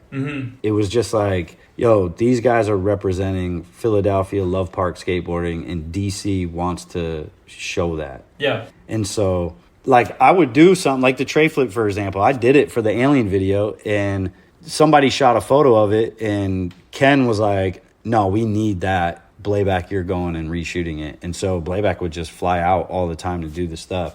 And it was Ken that was like... seeing that storytelling and, He was using... Like, we were telling our story in Philly, and Ken decided that needed to be a DC story without saying it. Without saying, like, hey, guys, we're going to, like, start doing a lot of stuff in Philly. They just started doing a lot of stuff in Philly. Yeah. Because I never had that conversation. Like, I didn't really talk to Ken a ton, you know, when I was, like, skating for DC. Ken was, you know, very tight and involved with, like, Deerdick and Danny and Collin, where I was, like, the younger dude out on the East Coast who would just visit the DC place from time to time, you know? But it looks like he understood what you guys were doing, and he understood that it had a resonance outside in the skate community worldwide, that people were looking up to you guys and what you were doing at Love Park. Yeah, which basically became the aesthetic for DC. Yeah. You know, even for today. Yeah, you know, definitely. And for a while, like, the aesthetic of DC was kind of like changing or morphing, or, you know, like, people were coming in, people were coming out or whatever, but then they ended up falling back onto, you know, the East Coast Philly stuff, which was me and Stevie, which I love to this day. Yeah, for sure. All right, let's see. I'll play you this next one. Yo, what up, Josh? It's Hoag. Quick question for you. I've just been curious, man, with decades of skating behind you and more to come, I just was wondering what kept you so loyal with the sponsors you've had over the years. I know you've been approached by some big name companies like Nike SB, Monster, Palace, to name a few. Just was seeing what has, kept you from chasing the short-term payouts versus the longevity of being true to your day one sponsors. Even though sometimes with the skating industry you have highs and lows, I was just curious what made you power through that and just be true with, the companies you're skating for now. All right, my G. Talk to you later. Hoag. Yep, Mike Hoag. That's what's up. Damn, that's a pretty interesting question. Yeah. It's a pretty simple answer. I'll try not to draw it out. I wouldn't say that I've been approached by like Nike, Palace, Monster. I've definitely had conversations with some of these companies as far as what it would look like if I did ride for them. Mm-hmm. And yeah, it was definitely possible to, not ride for the companies that I ride for and, ride for some of these other ones. And what I realized in these conversations, and also what some of these companies also that we talked about, was sometimes like I would almost say chasing the contract or chasing the money doesn't make as much sense as legacy, right? Yeah. So let's take like the shoe conversation for a minute, because there was a point in time where, in not that long ago's past, that I did talk to other shoe companies about doing things, and some of these guys that I'm talking to were like ridiculously respected.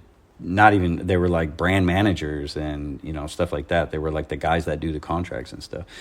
And as we were getting closer to negotiating, I realized that if I did this for the same or a little bit more money, I lose all the past stuff. Yeah. So especially where social media is so prevalent now that, things like mixtape guys like Manolo tapes or Memory Screen or even the look back, like I could never use any of that anymore. All the Blayback stuff, all the Ryan G stuff, you name it. If I swap sneaker companies, that shit's gone. Yeah. Like for me to be able to promote, it changes, in my opinion, for me personally, it changes my brand from, you know what I mean? Yeah, like, it changes the narrative kind of. Yeah, and right now, I'm attached to all of it. I'm attached all the way back to 96 for at least with DC. And so for me, the value there is like, it's massive. Yeah. It's like whenever we come out with a new shoe, we always tie a portion of that back into, some of the older shoes. Maybe I shoot a photo that's reminiscent of an older photo, or maybe we even use the older photo for marketing. And it keeps the story intact. It keeps my legacy intact, and it keeps my brand intact. Yeah. Switching from Alien to DGK was like, it made all the sense in the world, like the relationship I have with the Stevie. Actual Stevie, the DGK crew before it was branded. Like I was a part of all that. And so switching out now just makes no sense. Yeah. There's no story attached to it. It would literally be and look like contract grabbing, which is okay. It's okay if you're into that just for the business side of things, but I'm not. I'm a cultured, like I'm in the culture of it to the point where like I don't ever need to retire, because what would I be retiring from? Pro skating? Well, okay, I'm a pro skater, but really I live it. I'm in the culture. Like I'm not trying to get first place in contests. Never have. Yeah. You know? Never cared. Sure. Like that's not where my fan base comes from. That's not what my fans want to see. My fans don't want to see me wearing Monster.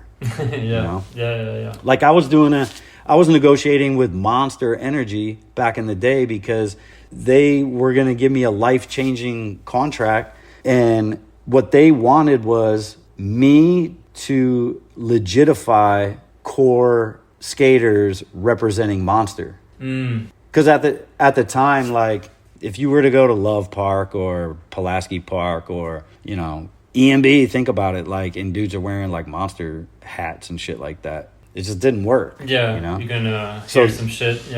Yeah, they wanted to pay me to be that ambassador to bridge the gap between core skaters or culture style skaters to like the more mainstream contest style skaters. They wanted something to legitify so they could get these core guys into wearing that shit, And I was at an autograph signing, and I was sitting at a table in Copenhagen, and there was like a bunch of Monster energy drinks on the table, and like these young ass kids were coming up and just cracking them and drinking them, and I was just watching that shit. Okay, and this is while the time I was negotiating with Monster, and I was just like, yo, I would never like buy one of those for my kids, especially knowing like when I go to Street League and I'm thirsty, you know, because we're like, we can be on the course or down at the bottom. We don't have to buy any of the drinks. You can just open up the little cooler on the floor and grab a Monster and crack it open. And like knowing that on the top of that Monster, it says Monster Tour Water, you know, it's like these dudes are cracking on TV like monsters and chugging them, but it's just water. Mm-hmm. Yeah. And just knowing all that, I just couldn't do it, dude. I was like, I can't do it. Yeah. So stop negotiations. And, you know, would that have like messed up my brand or my legacy or whatever? Maybe, maybe not. I think it's a different world now. Yeah. But I personally couldn't live with it. Yeah. You know? Yeah. Yeah. I personally couldn't do it because like 17 to 25-year-old Josh would have been like, yo, you're like fuck that. Yeah. Yeah, you know what I mean? And I still feel that way. I mean, whatever, if you got to wear a Monster or Red Bull hat all day, every day, and you're getting, like, caked up from it, and you're getting all your paper, I mean, that's cool. That's what you do. It's a different world. Like, you didn't, like, you don't have the same type of feeling that I have about it, you know? So I'm not, like, dissing somebody, or I'm not, you know what I mean? Mm-hmm. I couldn't do it, though. Yeah. I just couldn't do it. Mm-hmm. Yeah. No, it's interesting to hear you say that you're more interested in preserving your legacy and your brand than just getting a big paycheck. Of course, money is great, but like it doesn't buy 30 years of creating this brand and this whole story. I'm glad you stuck with your past kind of with your legacy. I think it worked out really great for you. So. Well, just think about it. Like, somebody could ask me, like, why do you skate for DC? Why do you still skate for DC? Why do you skate for DGK? Or why do you still skate for DGK? Mm-hmm.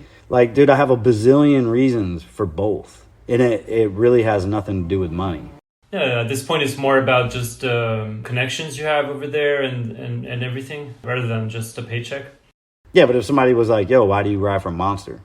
Well, 100% for the money. Yeah. You know? Why do you ride for Red Bull? You know, 100% for the money. Like, yeah. You know what I'm saying? It's, I don't know. I guess they do some stuff for the sport of skating. I don't know if they necessarily do anything for the culture. Seems like Red Bull maybe is stepped into, I guess, what I would consider like the culture side of the sport, which is, you know, respectable. But man, for me to ride for one of those companies, dude, they would have to straight retire me money-wise. You know? Yeah, it'd have to be worth it for sure. Yeah, I'd have to have that Niger money. And were there ever any brands like outside of like energy drinks or shoes or that? Were there any like I don't know? Were you ever approached by watch brands or other kinds of brands where you were considering it like, okay, this is kind of out of skating, but it kind of makes sense with my story. I could see this kind of working with my story. There's been a few here and there, like pretty spotty, and none of them. It was never enough money for me for the expectations, like the deliverables versus how much I'm getting paid. Yeah. So I just didn't want to like muck up my brand with all that other stuff. You know? Yeah. Yeah. I'm just not into that kind of stuff unless I really do like that product and the money is good enough to where when they need these things from me that it's worth it to me. Mm-hmm. You know? Like I don't ride for trucks. You know what I mean? I don't even ride for a truck company. And it's just like, why? Well, because they don't, like, I got to film a truck video part for like $200 a month or even $1,000 a month. Like, why would I even do that? Mm-hmm. You know? Mm-hmm. I don't know. It's just not enough for the expectations that come out of it. You know what I mean? Yeah. I keep it clean is how I've learned to look at it. You have, in my opinion, you get your couple, 3, 4, or 2 very dope sponsorships, and you build as best you can with them, and don't even care about all that other stuff. You know what I mean? Mm-hmm. I'd rather go buy my trucks, or I'll call and they might send me some trucks. but I don't want to put so much time and effort for not even a car payment. Yeah. No, for sure, it's not worth it. Yeah, but if you're up and coming, it's totally worth it. Yeah. Because now you're trying to get your name on everything. You know, you're trying to build your brand. Mm-hmm. But when you get to, like, in my opinion, a level of stability, I personally don't want all that shit. I don't want a bunch of stickers on my board. I don't want to, Yeah. You know, come up with random, like, B-roll parts and, yeah. All right. This one is from Troy Morgan. Oh, damn, you got in touch with Troy? Yeah. He said to ask you if you've ever brushed your tongue.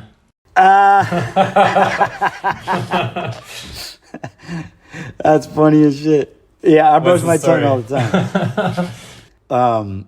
A bunch of us were hanging out front of the DGK offices one day, and the joke at the time was like trying to get somebody to show you how they brush their tongue, you know? Mm-hmm. So Troy was just right there, and he's a hard one. He's a hard cookie to break, man.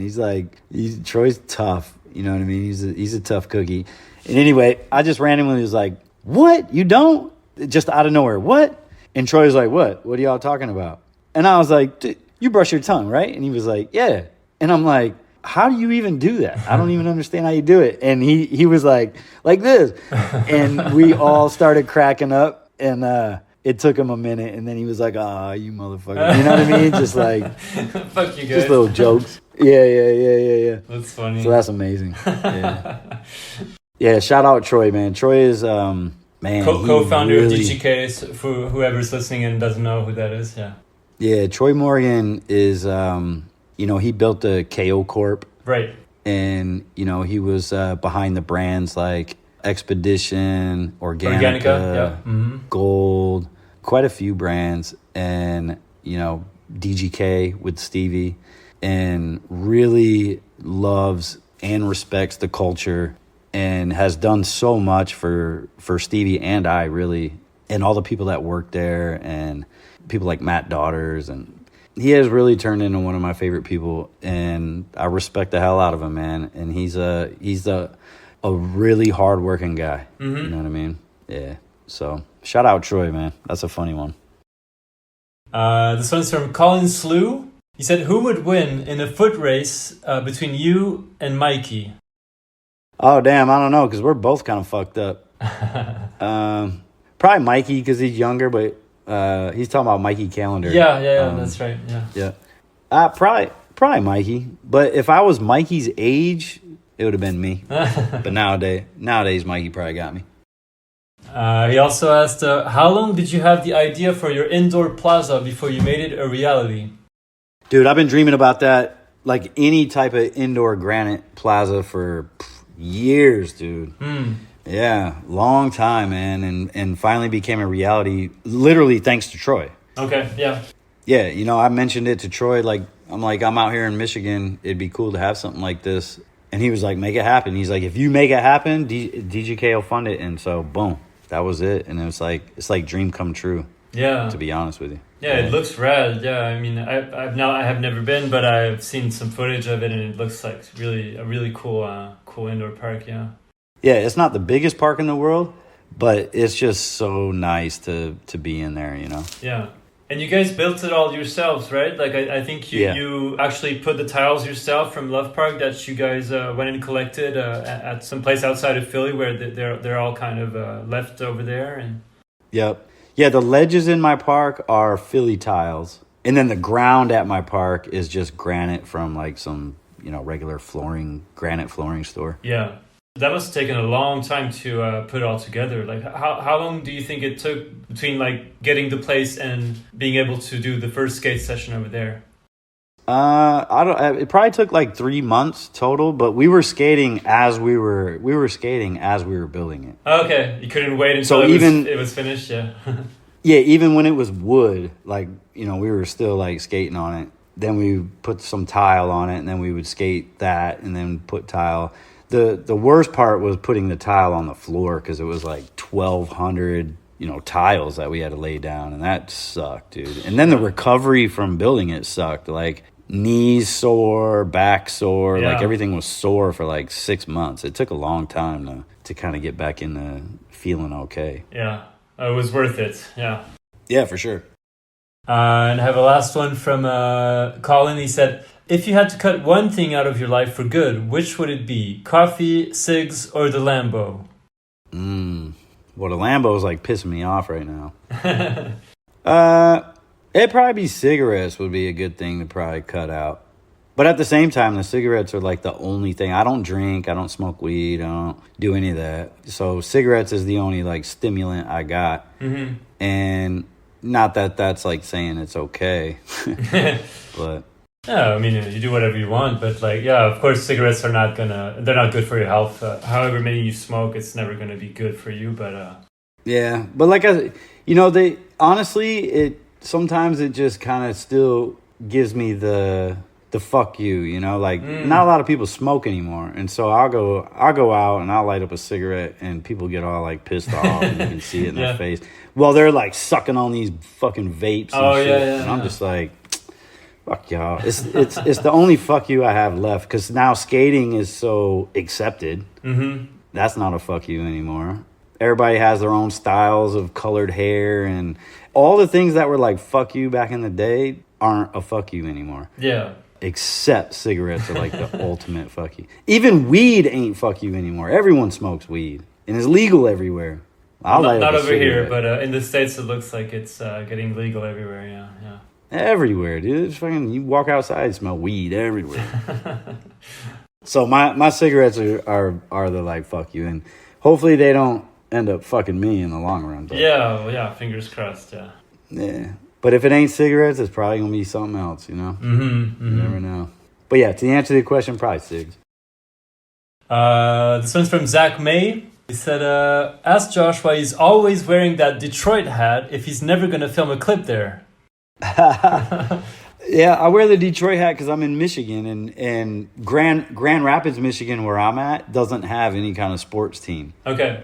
So I never wear my sports hats like the Yankees, Detroit, the Phillies, the 49er, whatever hats that I'm wearing. I never wear them for the team. I always wear them just for the city. Okay. Or like kind of representing where I'm at the time. Oh, interesting. Okay, it's more about that than supporting the actual team or whatever. Okay. Yeah, so if there was a Grand Rapids like professional sports team, I would definitely wear that. But since Detroit is what represents Michigan, I wear that. That's where I'm at. Okay. And he also asked, are there any spots in Grand Rapids he's been trying to hit on his remote control car? He's just saying that because I brought my RC truck to our DIY one time. Okay. And they were tripping out because the thing goes like 70 miles an hour and we were jumping it and crashing. I was watching this Out There piece you did with Thrasher a little while back. Yeah, you were driving it, or I don't know how you say it, like controlling it from in your backyard, right? Like. Yep. That seems super fast. One of those. They are, but I've never brought it to any street spot. There's not really that many cool street spots here in Grand Rapids. There are, but they don't translate on film, so they're really hard to skate. But when you do something on them and then you watch the footage, it's just kind of like the thing looks like a curb, or it just doesn't translate. It's not like it's putting in a lot of work and you don't get like a big satisfaction of how cool something looks, Yeah, it's really hard to skate out here as far as like, let's say you want to backtail something. Well, it's going to be hard for you to backtail that thing, and when you watch it, it's not going to look hard. It looks like, yeah. Where you can go somewhere else, like New York, and you can backtail something that's easy to backtail, but it will look dope. Yeah. Yeah, Let's see. This one is from Mark Appleyard.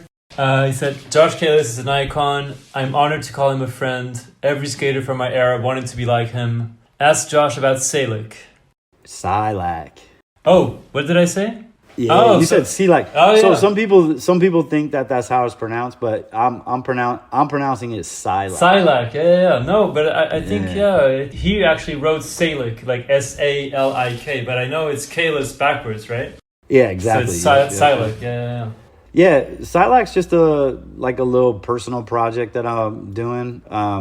Throughout the years, there's been like articles of clothing. It doesn't even have to be clothing, but just stuff that I've always wanted to wear or something that I did wear that was only out for a small period of time, or just ideas that I've always had, and they might not be mass production ideas. Mm-hmm. And so Silak just gives me the opportunity to like play around with that kind of stuff, you know, like I did some sweatpants that were DC samples, and I made 100 pair for sale, and they sold out, and people seemed to really like them, which was kind of cool. You know, I've never really created and sold something myself. It's always a brand creates it, and then the brand sells it, and I just promote it. You know, this time I get to play around with doing that. Like the next pair of pants I have coming out are a pant I've been dreaming about since way back in the early Love days. I used to wear running pants a lot, but when you sweat in them, they get sticky, they get wet. They're just, and when you walk, they like, you know, they do all that. Yeah. And at the same time, I was wearing this shirt that was like a mesh, a soft mesh. It wasn't really jersey material. And like people used to like break my balls about it, you know, like, why are you wearing that mesh? You know what I mean? Like da-da-da. Maybe it's like, and I'm like, man, because my footage, 2 reasons. One, the footage, you can't see sweat stains. You don't see any sweat. Oh, yeah. And then number 2, when it's 90 degrees outside and your shirt is soaking wet and you're dying in the heat, like all I need is the breeze, and it cools me down and keeps me dry. I love that shirt. So going back to the pants, I was like always thinking like, especially nowadays, I got jeans and I got sweatpants and like some army pants or whatever. But when it's 80 degrees outside, man, all that shit sucks. And I don't skate shorts. So I'm like, man, I want to make these mesh pants. So they're like running pants or sweatpants, but they're mesh and breathable. Yeah. So I made some, and dude, they came out amazing. And I'm like, all right, Sick. I'm putting these out, you know? So they're just all my own little like personal projects that I don't know if I'll be able to scale it up one day. Maybe it ends up being like a big company, whatever. I don't have any plans to bring them into skate shops because, dude, it's expensive. Yeah, you know? Sure, yeah. Like 200 pairs of those mesh pants is expensive. But if I can sell them here and get the profit to pay for the next round of whatever I make, it's not that big a deal. But if 500 skate shops want them and you got to make a ton of them, and it gets so expensive, you know? Yeah, it becomes a whole other thing, yeah. Yeah, and my grandfather used to have a really small company that he called Sir Products, which is Rick backwards. Okay. And I thought that was cool. And then my dad was telling me he was trying to start up like a software company. He builds jukeboxes for a living, and he does all the software for these jukeboxes, and he thought about starting his own company. He was going to call it Silak. Oh, really? Okay. And I was like, what? That's what I want to do. So I just did it. Okay. And if it ends up growing, it grows. If it doesn't, it doesn't. It's just something fun to play around with and create just cool stuff. And I'm trying to make sure I use like really good materials and really good stitching seams, and just so it's not just generic cheap. Yeah. You know, real clean. So the mesh pants came out so dope. I just sampled camo mesh pants. Oh, nice. And they're fucking amazing. So if the black ones do good, then the camo ones are coming out right after it. So awesome. Yeah. No, that's right that you're doing that. Yeah, super cool. Lastly, if it's something that is growing and doing good, then it gives me a great opportunity for my kids to be a part of, because they're like really into, you know, like fashion stuff. And also friends that maybe have been, you know, struggling throughout the years trying to like figure out what they want to do, and maybe they're artists or maybe they like fashion or whatever, but they never really fell into like really successful jobs. You know, they're my age out there still like struggling, and it would be really, really dope to have something to like bring everybody back together and, you know, build on it. Yeah. That's the dream, really, you know. Just like my park, the dream is to like have kids come in there and create the newer like pro skate careers. Yeah, you know, give them a platform to shine, and yeah, definitely. And so for Silak, are you sending out everything yourself, or are you doing it all from your house, or how does it work? Like everything from my house, man. Okay. Yep. Everything. A lot here. of work, yeah. Yeah. Well, I mean, I'm not making the stuff. Like, no, sure. Yeah, but it all comes here. I'm trying to use as much local business as I can. I use my local screen printer. I use a local embroiderer. Mm-hmm. But as far as like the cut and sew stuff, like the pants, like, yeah, I use an actual manufacturer for that. Okay. Yeah.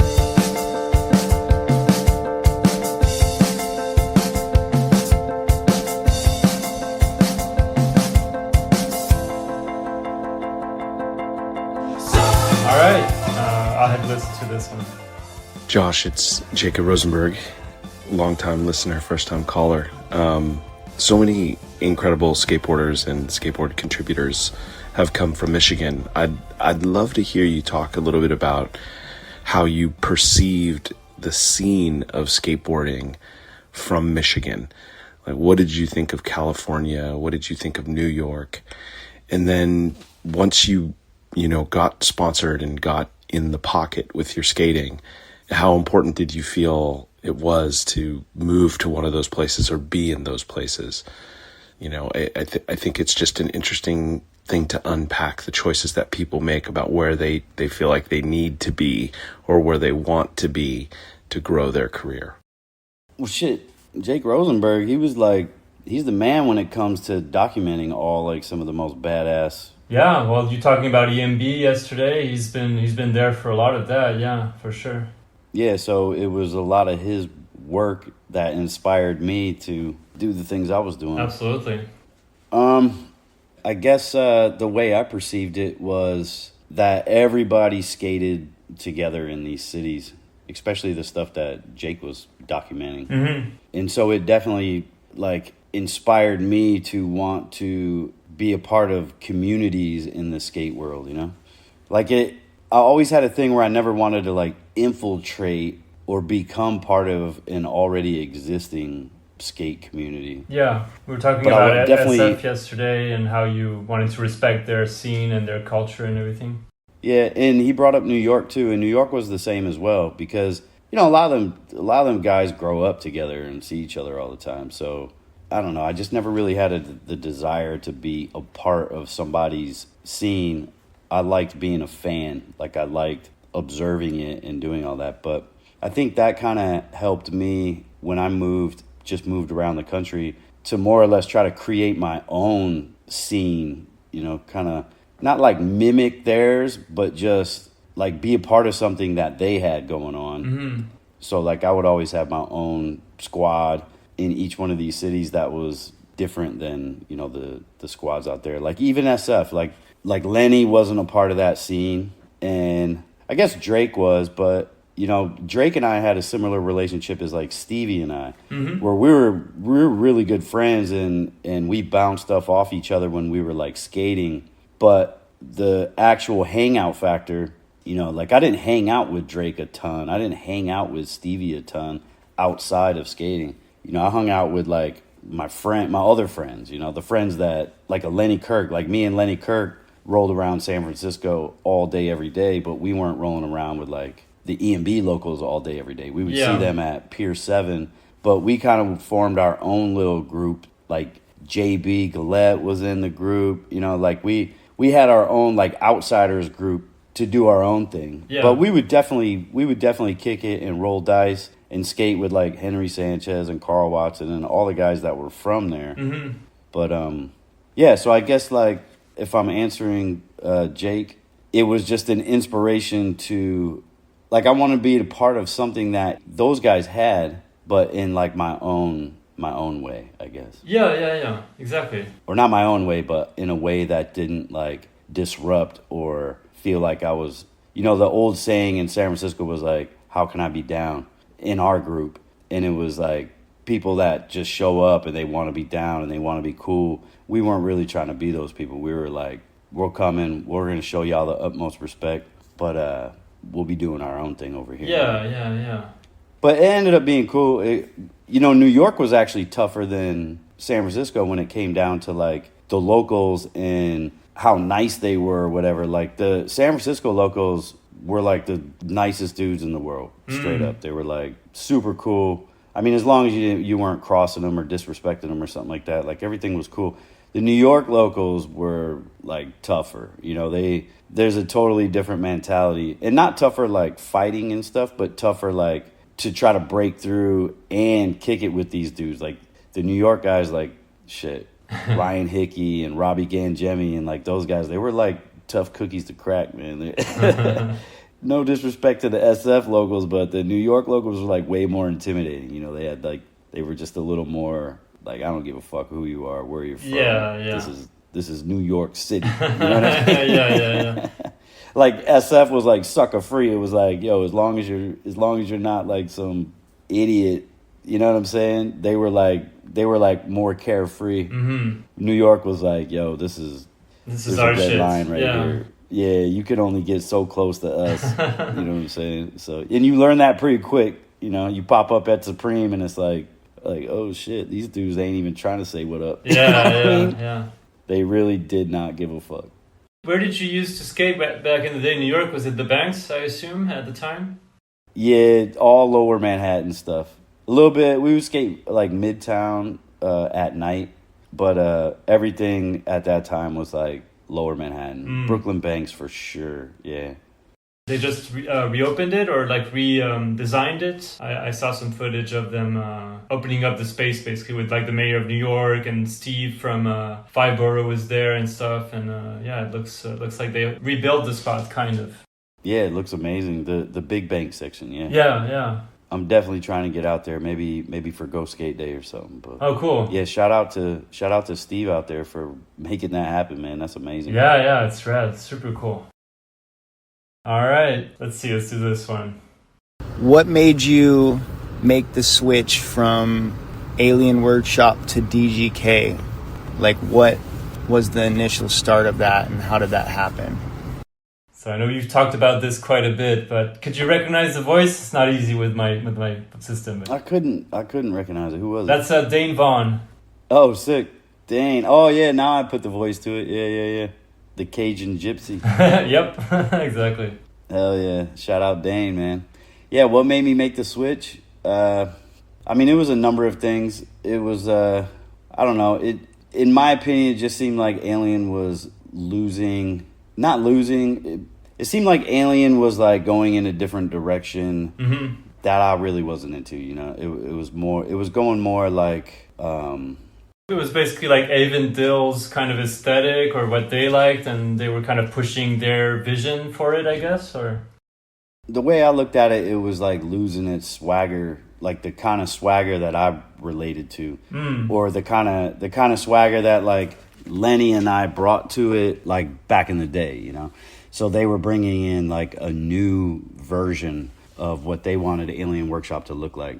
Which is okay, you know, I could have dealt with that, but honestly, I think it was when they were doing the sale to Burton. Oh, yeah. And which I also wouldn't have a problem with either, but it was just the way that, you know, I asked if that was actually happening because people were asking me if it was happening. So when I would ask, you know, the head honchos at Alien, like, hey, is this happening? And they were like, no. They straight up told me no. And I said, okay, so my answers to these people that were asking me were like, nah, that ain't happening. And then it did happen, literally like overnight. And so I just felt like, man, I just lied to all these people, like unwillingly lied, which I really try my hardest not to do. And I don't know, I felt like that just put me in like a shitty situation, you know? People are like, yo, I thought you said this wasn't happening, like da-da-da-da. So it fucked with my character, in my opinion, and I just wasn't having that. I was like, nah, sorry, dudes. You know what? I think I remember calling and being like, look, man, I ride for Alien for a paycheck now. Like, I thought y'all were like father figures and all kinds of emotions that I had, personal type of emotions, and then I realized like, oh, this is, you know what? That's like the number one rule is never mix your personal emotions with like the business side of stuff. And I just felt like super disrespected, and not to mention like all the changes that were happening. And what did Deerdick say? He said like changing of the guard or whatever. And I was just like, yeah, man, fuck that. Like, I'll ride for y'all for a paycheck and that's it. If you need me to be somewhere or do something, just let me know. But other than that, like, I'm not talking to y'all anymore. And Once that happened, then I instantly was thinking about, okay, what's my exit plan? Mm-hmm. And I played around with starting up my own thing because, I saw Stevie do it. Yeah. And I thought that would be real cool. And then I was actually talking to Stevie about it, and we both were just like, wait a minute, dude, why don't I just ride for, dude, what are we doing? Why don't I just ride for DGK? And he was literally like a light bulb, like, boom. He's like, yeah, let's do it. And then they were like, not only should you ride for DGK, but you should, be a partner. And so I had to do a bunch of years of, I'm not going to call it like free labor. What do they call it? They call it a trial run or something, or Nah, it was like sweat. I had to like do some sweat equity, okay.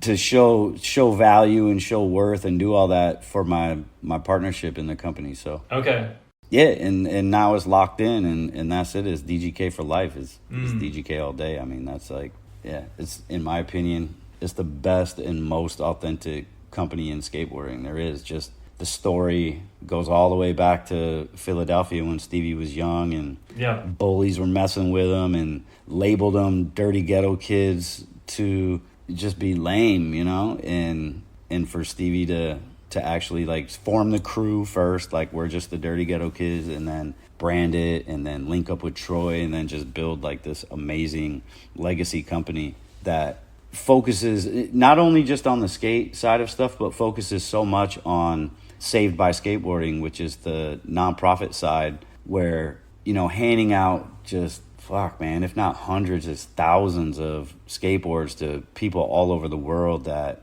may not have the means to be able to get one. So a big side of DGK is that, That's amazing. Yeah.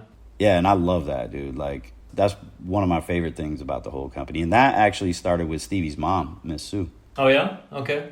Yep. And Cooley, he was helping Miss Sue a lot with the nonprofit side of it, and they just brought him in, and it actually turned into like a big arm of DGK. Oh, that's amazing. Yeah. Yeah. So most people see DGK, in all the stores and the skate videos and, Stevie and Josh and whatever, but like a huge arm of it is Saved by Skateboarding, and that's one of my favorite things about it. That's awesome that they're giving back to the community like that. Yeah, it's very cool. Yeah. When you came on board with DGK, did you envision maybe, because at one point DGK was part of KO, and there were all these kind of sister brands, we mentioned them, Organica and everything, and did you guys talk about maybe doing a kind of a second brand, like kind of Stevie being the head for DGK and you could be the face for another thing, but under the same camp, Was that something you guys considered? No, we've never had talks about that, just because like Stevie and I are DGK. Yeah. So it wouldn't make sense for us to like split that up, Mm-hmm. Yeah, like we have the photos under the love sign, and we have, the stories and all that stuff, and to split that up just wouldn't make any sense. Yeah, no, for sure. Yeah, in my opinion, yeah. Well, this next question is from another DGK teammate, Jack Curtin. So he asked a couple of things. He said, what is the secret to your tray flip? I don't know if there is one, but I think you've said in other interviews, I've heard just mention that Karl's tray flip at EMB, and I don't remember what video, but that was kind of the way he did it, the way it popped up to his feet. That was something that inspired you very much, and you wanted to kind of do that way? Yeah, you know what?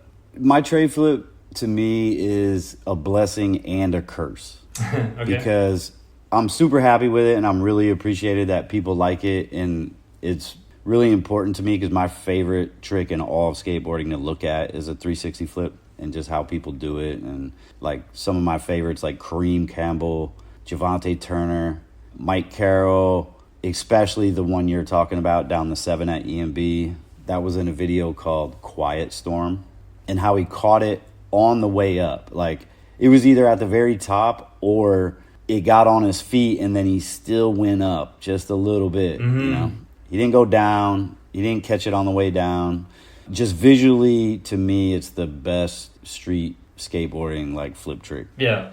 But anyway, the curse of it is I can't really do much with it except for like go over stuff or across stuff. I mean, I can do it to no slide, but the way that I ended up learning them is the motion doesn't really allow me to do much with it. Like I can't go to crook. I can't, you know what I mean? Yeah.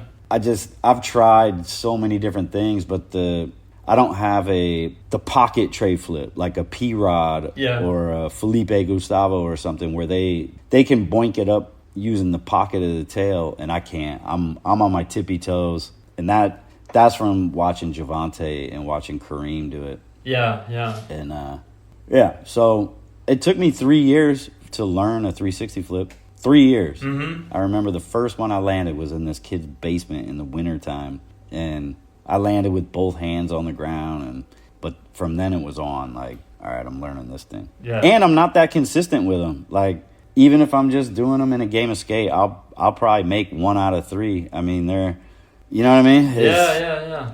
I mean, I'm not consistent with a lot of stuff, but I actually have to try. If I'm tray flipping, I actually have to try. I don't know how to do just throw a tray flip out there and land on it every try. Yeah. Like, it takes energy. So that's the curse of it, but I am super happy when I get a good one over a table or over a can or, you know, whatever it is. Sure. It's the best feeling thing ever, so. What else did Jack... He said, what trick did you warm up on to try switchback tail on a hubba hideout? You know what? I was just switch ollieing next to the ledge. Okay. Like switch ollie, kick it out. Switch ollie a little closer to the ledge, kick it out. Testing the water. Switch ollie, yeah. Just switch ollie and just tap it. It was just... So another curse of mine is I always have to learn the bail before trying the trick. Yeah.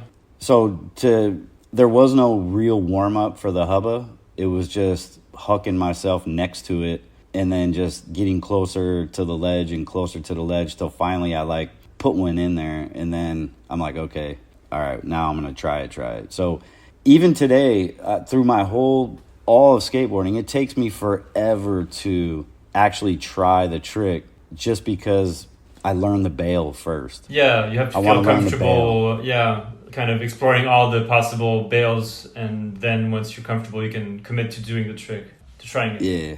I'll start out going way too fast to make sure I clear it. Yeah. You know what I mean? Yeah. I mean, I'm sure a lot of people do the same thing. Sure, but maybe not as bad as me though. Like I'm the worst at trying a maneuver, especially something like that, because I'm just like, let me make sure I can get out of this thing first. Yeah.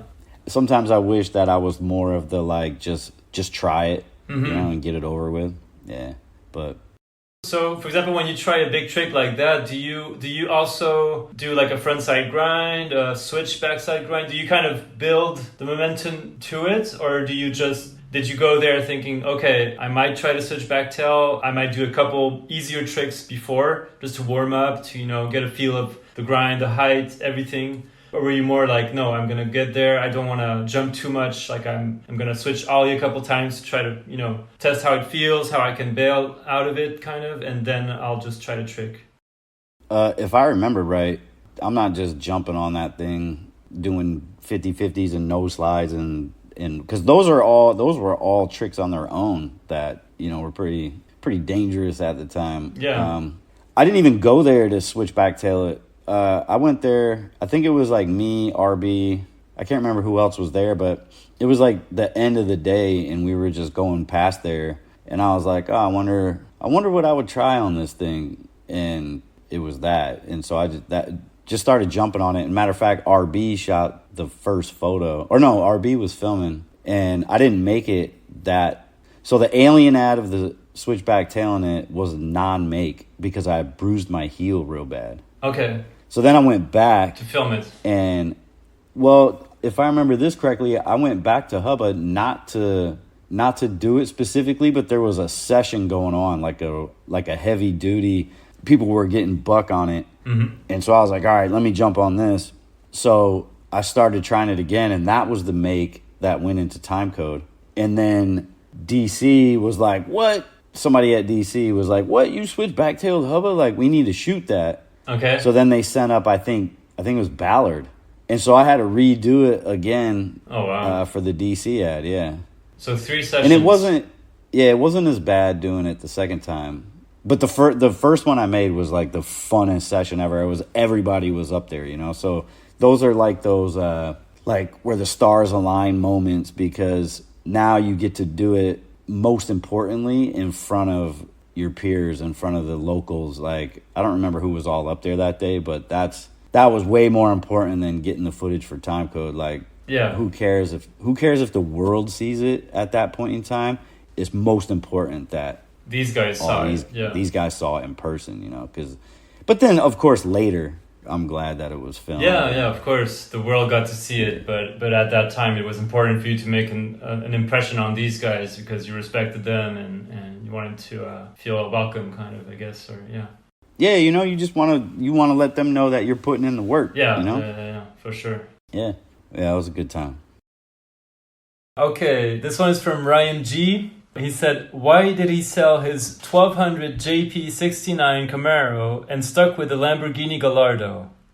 Yeah, shout out G, man. We've had so much fun, me and G, back in the Philly days, man. I really miss that guy. He's a great friend. I feel like he's part of the family, you know what I mean?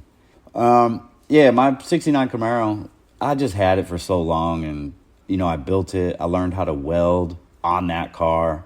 I've changed it up so many times, and it was getting so close to actually being a race car that it was getting harder to drive it for what I like to do with it the most, which is just hop in and drive around town, not just at the racetrack or whatever. And it just, I don't know, it was time to let it go. So I could move on and have a car that I thought I wouldn't have to work on so much, which is this Lambo over here. Okay. But no, that Camaro ended up having like 1,600 horsepower. It was stick shift. It was badass. But to go drive it, it was like had to be 70 degrees out, no chance of rain. Oh, wow. It couldn't be too humid out because I took like the window defrost off it. It had no heat. It was just so borderline race car that. Yeah. Yeah. So a friend of mine hit me up. He was like, hey, you ever thought of selling the Camaro? And I was like, yeah, give me this much. And he was like, okay, here you go. And I instantly sold it. Okay. And then I picked up a 1,700 horsepower Lamborghini that had an issue, and I wanted to learn how to work on them. So I bought that, and then lo and behold, I drive it, and then I work on it, and I drive it, and I work on it. But the difference between the two cars is the Lambo's definitely faster. It's faster, but it's got air conditioning, it's got heat. I can drive it in the rain. It doesn't matter if it's cold out or hot out. And I can dip through traffic and then just mat the throttle and it's gone. Where the Camaro, if you're dipping through traffic and you mat the throttle, you have to be really careful because it wants to kill you. Yeah. Yeah. Okay. The Lambo doesn't want to kill you. The Lambo just wants you to like just rip. And so how long did you keep each car? Like, you still have the Lamborghini now, but how long did you keep that Camaro for? I had the Camaro for like 12 or 13 years. And when I got the Camaro, it was a rust bucket. So I restored it with some help from some friends. And then it just turned into like this 12-year-long project. It was great. Like, my kids really liked it, except they didn't ever want to drive in it. Yeah. They were like, we love the Camaro. I was like, all right, let's go for a drive. They'd be like, nah, it's too loud and it stinks. And you know what I mean? Yeah. They tried to be pissed off at me when I sold it, but when I pick my kid up at school in the Lambo or whatever, she's way They're more hyped. stoked. Yeah. I'm sure. Yeah.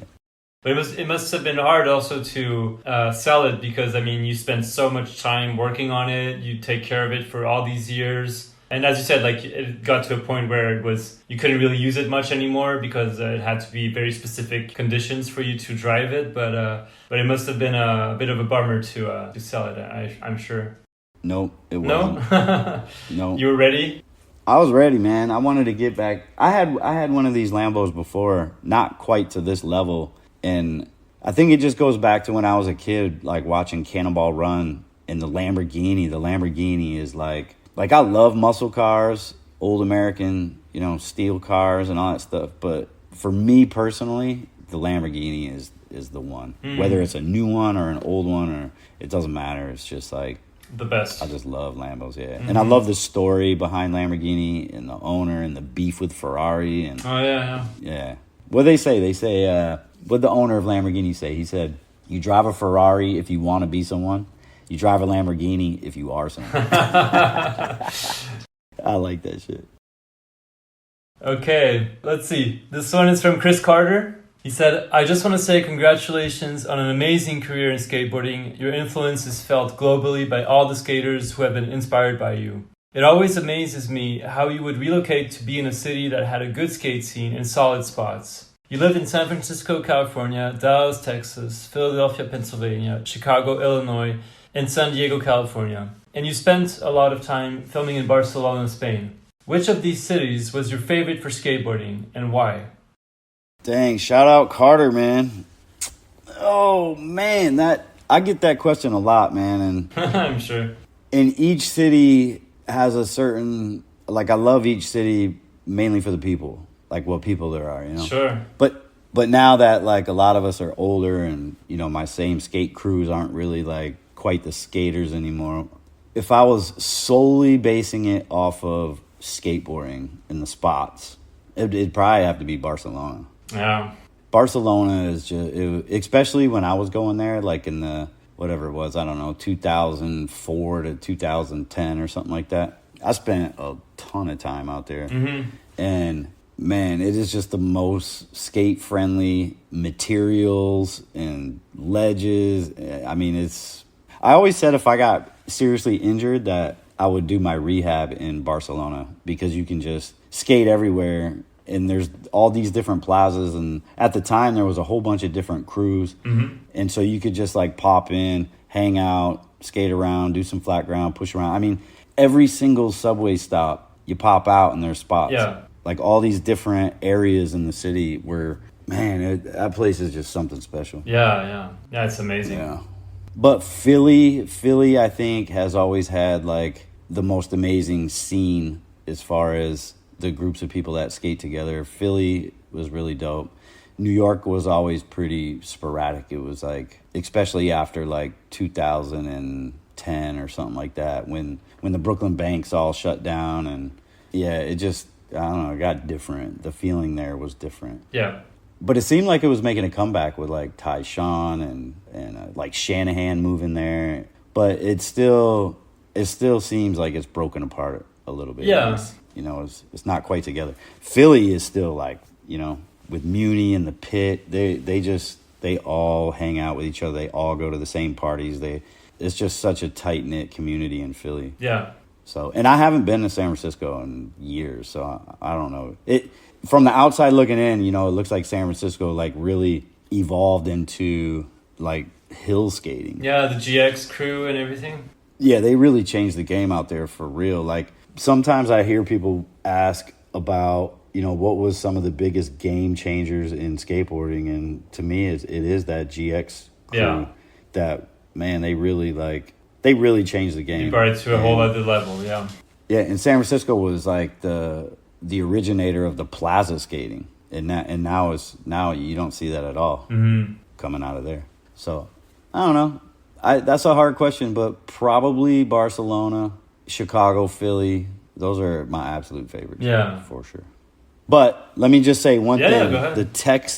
The people in Texas are some of my favorite people too. Like they're like Dallas, Houston, those guys. All, man, I love the motherfuckers, to be honest with you. Yeah, I miss Texas every day. Do you still have like all the guys you were hanging out with back in the day and when you were living in Dallas? Are you still in touch with some of them? I'm still in touch with the ones that are alive. Yeah, okay. Like, unfortunately, some of them have passed away. Okay. A lot of them have passed away, and then another lot of them are in prison. Okay. But there are still a couple of my closest friends are still there. And I was just down there not that long ago skating, and they like popped up, you know, and, you know, they're doing good, but some of them are a little fucked up. They're like, I'm skating the Marble Gardens and my boy's doing laps around the block because he's got diabetes and, you know what I mean? And he's got to keep his heart rate a certain way. Oh, and I'm just like, man. Yeah, but it's pretty funny, dude. I mean, it's not funny, but, you know, the love we have for each other, the fact that I'll be skating a spot and they'll all drive and meet up, and it's like the good old days, and we're just reminiscing, and they're pacing and walking, but coming back, and I'm filming over here. It literally was so reminiscent of like back in them days, yeah, like yeah. 95 or 94 or whatever it was, yeah, it's great. But yeah, so to answer your question, I'm still in contact with the guys that are still around for sure. That's cool. Yeah, that's awesome. All right, let's do this one. Man, the only thing that comes to my mind right now, I want to ask a question. I mean, you can let him hear this voice message too if you'd like, and be like, Mr. Josh Kalis, how come you ain't been back to Barcelona in over a decade? Are you waiting for Sants to be rebuilt again? Are you waiting for Makba to be gone? Or you just ain't got no time because you're just busy doing all sorts of entrepreneur adventures? I don't know, man. I hope that works. Winkle. Yep. I know that voice. Pretty distinct voice.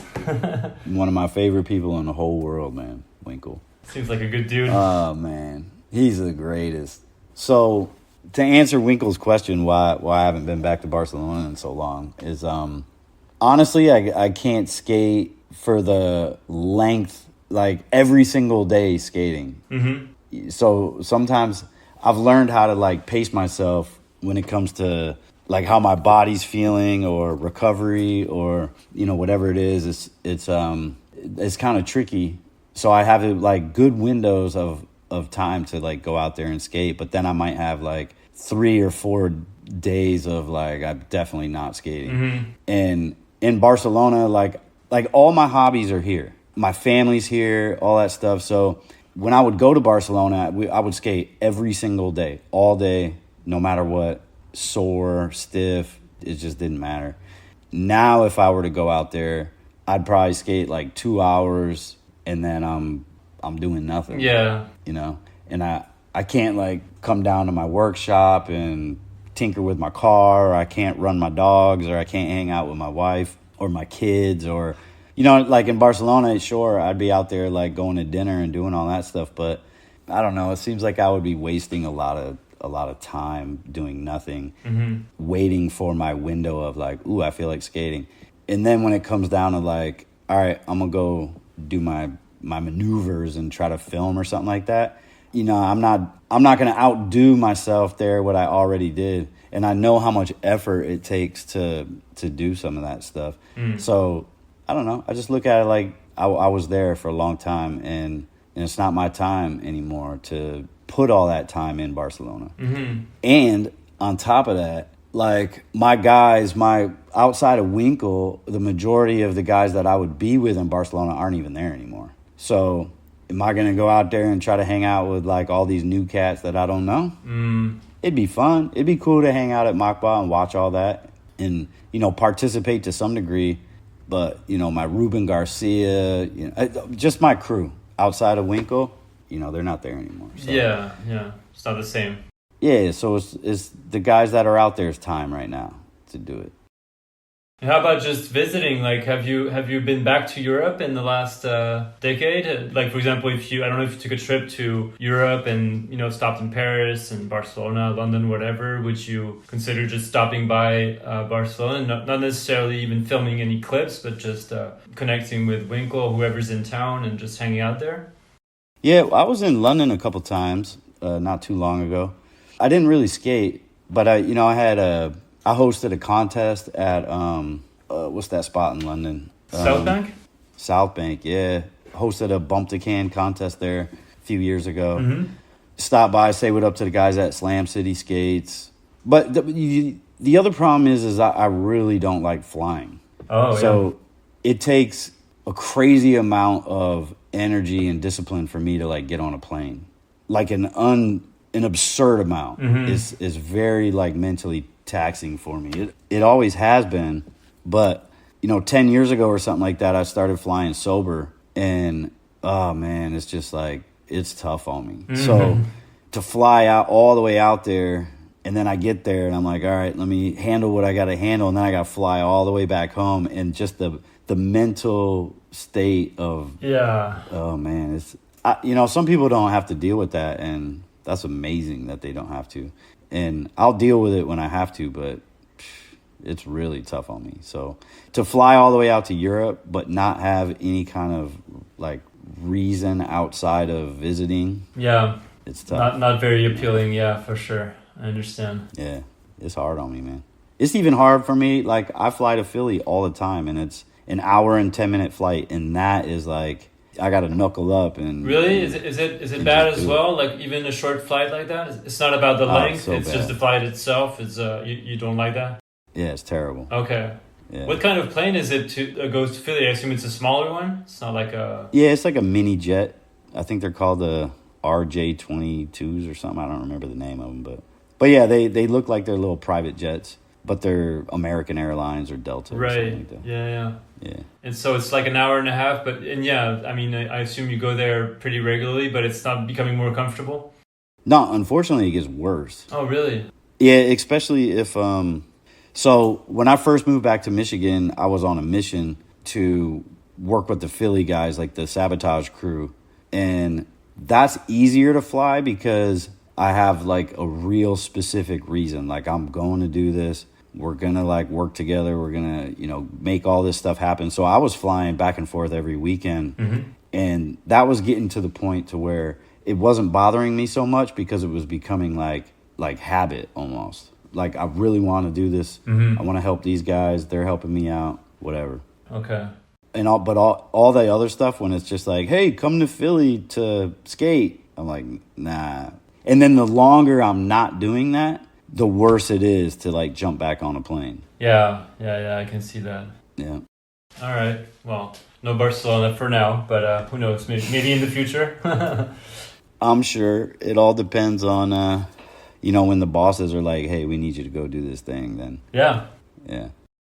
I actually had a question. This is just for me, but they just celebrated a few days ago the first year of this new spot in Malmö, the Love Malmö. Where they brought in some of the tiles or some of the equipment from the original Love Park, and they rebuilt a little section of the original spot over there. And they just filmed, like they did a little, I don't know if it was a contest, but basically they were skating and doing some tricks over the garbage can and everything. And I was just wondering what your thoughts were on that, because it's obviously it's not Love Park. They're not claiming to be the new Love Park. They're just, I guess it's a tribute, a homage to what you guys have done over there. And I was just curious to hear what you thought of that whole idea, and if you planned on maybe going to check it out one day. I think that what they did over there is amazing, dude. Like, yeah, taking a section of Love and recreating it with the proper material and all that. I think it's amazing. Mm-hmm. Yeah. I would love to go out there and check it out. The times that I've been invited, like the first time, the opening thing is they just had people going that I really didn't want to sit there and take pictures with. Okay. You know what I mean? Like I don't feel like I'm at the point in my career where I want to take pictures with the guys that aren't at the same point in the career. And to me, that isn't the celebration. The celebration is that the spot is there and that Malmo created it and the people behind it. Mm-hmm. And I think that's awesome and badass. But, it's the same thing with Barcelona. It's like, do I want to fly out there? What am I actually going to do? I know there's going to be guys flying around, and like I watched Mark Succio do lines where he's hitting every single ledge, and there's a contest, and Tim O'Connor's on the microphone, and you know what I mean? That's not really my thing. Mm-hmm. You know what I mean? I would like to go out there and be with Penny and Ja and Billy and those guys that do go out there. Yeah. But when they go, they're kind of involved in the hoopla of the other stuff, So for me, like, I have so much respect for Malmo in doing that. I honestly think it's amazing, but there hasn't been a time where I felt it was right for me to go out there. Yeah. I'm sure there'll be a time when like Stevie and I will go out there, if Malmo did something that was like DGK related, to me, that makes a ton of sense. Like, DGK has its roots and foundation at Love Park, but for us to just go out there and take pictures with like dudes that hated on me and Stevie and DGK, like, it just doesn't make any sense, I see. Yeah, no, for sure. Yeah, like, we're not going out there just for some industry shit. We would want to go out there on some culture shit, Yeah. Yeah. So I really appreciate them asking me and inviting and doing all that. And I support everything that they're doing out there, but it just hasn't been the right time for me to get on that plane and go out there. And plus, it also goes back to the same stuff that we talked about earlier. Like, if I go out there for a week, am I skating 2 days? Do I get to, is my body and my brain going to let me skate every day? I don't know. Yeah. I have no idea. It would be, it could work out perfect, or it could be like, damn, it's raining every day and I got nothing to do. Yeah. No, for sure. All right. This one is from Raul Navarro from Barcelona. Sans. Yep. Yeah. So he said, the first time you went to Barcelona, had you already planned the spots you wanted to skate? Or was it more like go with the flow and see what you find? Damn, shout out Raul, man. He's the best. In my opinion, coming out of Barcelona, he was like the illest dude there was, but he was more Sans than he was Makba. Yep. And I actually didn't have any plans. I had been to Barcelona before that and with the DC guys and instantly got a really bad ankle injury. Okay. So I followed the DC guys around on a scooter and got to look at everything. But the first time I went there with the DC guys, I thought Barcelona was amazing. I couldn't believe it. It was like I couldn't believe a city like that existed for skateboarding. Yeah. But then the second time I went out there with no real agenda in my head except for I want to just meet everybody and just see what see what the real Barcelona scene is like not be a tourist. I just wanted to be there. I think I spent 2 months there or something. Mm-hmm. And I specifically remember going to Sans and Raul and those guys were all sitting on the tables. And before I started skating and filming and stuff, I just checked in with them, Mm-hmm. I was like, yo, I'm from out of town and your guys' spots are amazing, but I'm not trying to just jump on the camera and just start filming stuff. Y'all got any issues with that? And they straight up told me, it was Raul. And at the time, he was super, he didn't speak English very well. And he was just plaza skaters, man, you're good. And I was just like, wow, that's amazing. Yeah. And so from that point on, it was almost like Raul gave me the pass, to do whatever I wanted. Yeah. And that was it. And then it was the same thing. I just tried to be super respectful to all their stuff. And then it was game on. And then Winkle went out there and then it was just, great times. Pretty much. Mm-hmm. Yeah. Then it was I lived there every winter for I don't even know how many years. I even looked at a spot. My wife and I thought about buying a place out there. Oh, really? Okay. Yeah. So when I would go, I would look at apartments in the city and try to figure out how you get loans and buy places and rent it out when I'm not there. And I ended up moving to California. So I didn't do the Barcelona thing, but that would have been cool for sure. Yeah. Let's see. I think you mentioned this guy a few minutes ago. Yo, what up, Josh? Got a couple of questions for you. When we started skateboarding, that's all we did. After school, we used to skip school to go skate. I'm from pretty much sunrise to sunset on the weekends. I feel like we wore skate clothes and skate shoes all the time and everywhere. Even to freaking weddings. I know you still do, but now it seems to me that a lot of kids put their skate outfit to go skate, and then they get home and change to some Crocs or whatever, and a different outfit for whatever they got going that day. Do you feel that kids are not as engaged with skateboarding these days? And what differences do you see from kids starting to skate these days versus to when we started? What has changed? Love you, brother. That is my brother right there, Ruben Garcia. Yep. Mm-hmm. Damn, I love hearing Ruben's voice. Dude. we stay in touch pretty frequently still. Yeah, because he lives down in Texas now. Oh, okay. I didn't realize that. Okay. Yeah, he lives down in Austin. Yeah. Yeah, great question, Ruben. For me personally, I'm still skate gear all day, every day. Mm-hmm. And to be honest, a lot of that comes from, and I know this sounds crazy, but I was in Amsterdam on the DC Super Tour. Mm-hmm. The year, I don't even remember the year, but I think at the time DC was paying me $1,000 a month. And I know I've told this story before, but anyway, I liked Air Maxes and stuff like that. And I bought a pair of Amsterdam only Air Maxes. and put them on my feet, and we went to dinner, the DC dinner. And oh my God, dude, like Damon Way was like, or somebody at the table, it might have been like Mike Carroll or somebody, and they were like, "What's up? You skate for Nike?" And at the time, Nike that's before was their not program that started. Yeah. And I was like, "What, dude?" I was like, "Man, you guys got pro shoes. Like your name is on your shoe. You guys don't pay me enough to chill in my DCs." and dude, it was an hour-long beatdown. They beat me down so hard, like. But also on the trip, I found out I was having my first kid, too. Oh, wow. Okay. So I was like, basically, I was like, fuck you guys, man. Like, if I ended up having my name on a shoe, I'll never take that shoe off. It'd be the only shoe I wear at all times.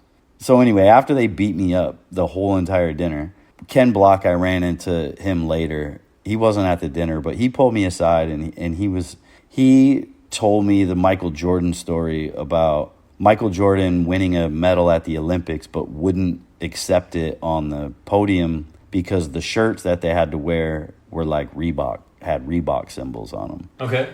And he wouldn't accept the medal like publicly if he had to wear that shirt, and just how attaching your name to the brand that you're representing and how important that kind of loyalty was and the optics of it. And I don't know, he just told me there's a whole thing about Michael Jordan. Mm-hmm. And it really had me, that basically is what changed my whole train of thought when it came to like skate shoes versus chill shoes, and if you're riding for a company and the loyalty you have for it. And it just really sunk in. So that's when I put all my effort. Well, actually, to be honest, I almost left DC like shortly after that because I ended up getting like offers from, like 5 shoe companies. Wow. And 4 or 5 with like guaranteed signature shoes within a year, and like great companies too. The one I really looked at was Action, was one of them. Oh, no way. Wow. Yeah. So I presented that to DC, and I think they were kind of pissed off. You know, I think they were like, what? Because DC likes to build you into the brand over time. Mm-hmm. And these other brands were just like, we'll put you on right now with a shoe within a year, blah, blah, blah. Yeah. So they had their internal meetings at DC, and it wasn't a week later, Deerdick called me and said, yo, they decided to give you the next shoe. Okay. Well, actually, before that, Ken Block called me and said, hey, why should we give you a signature shoe? You've only been pro for, 2 years or something.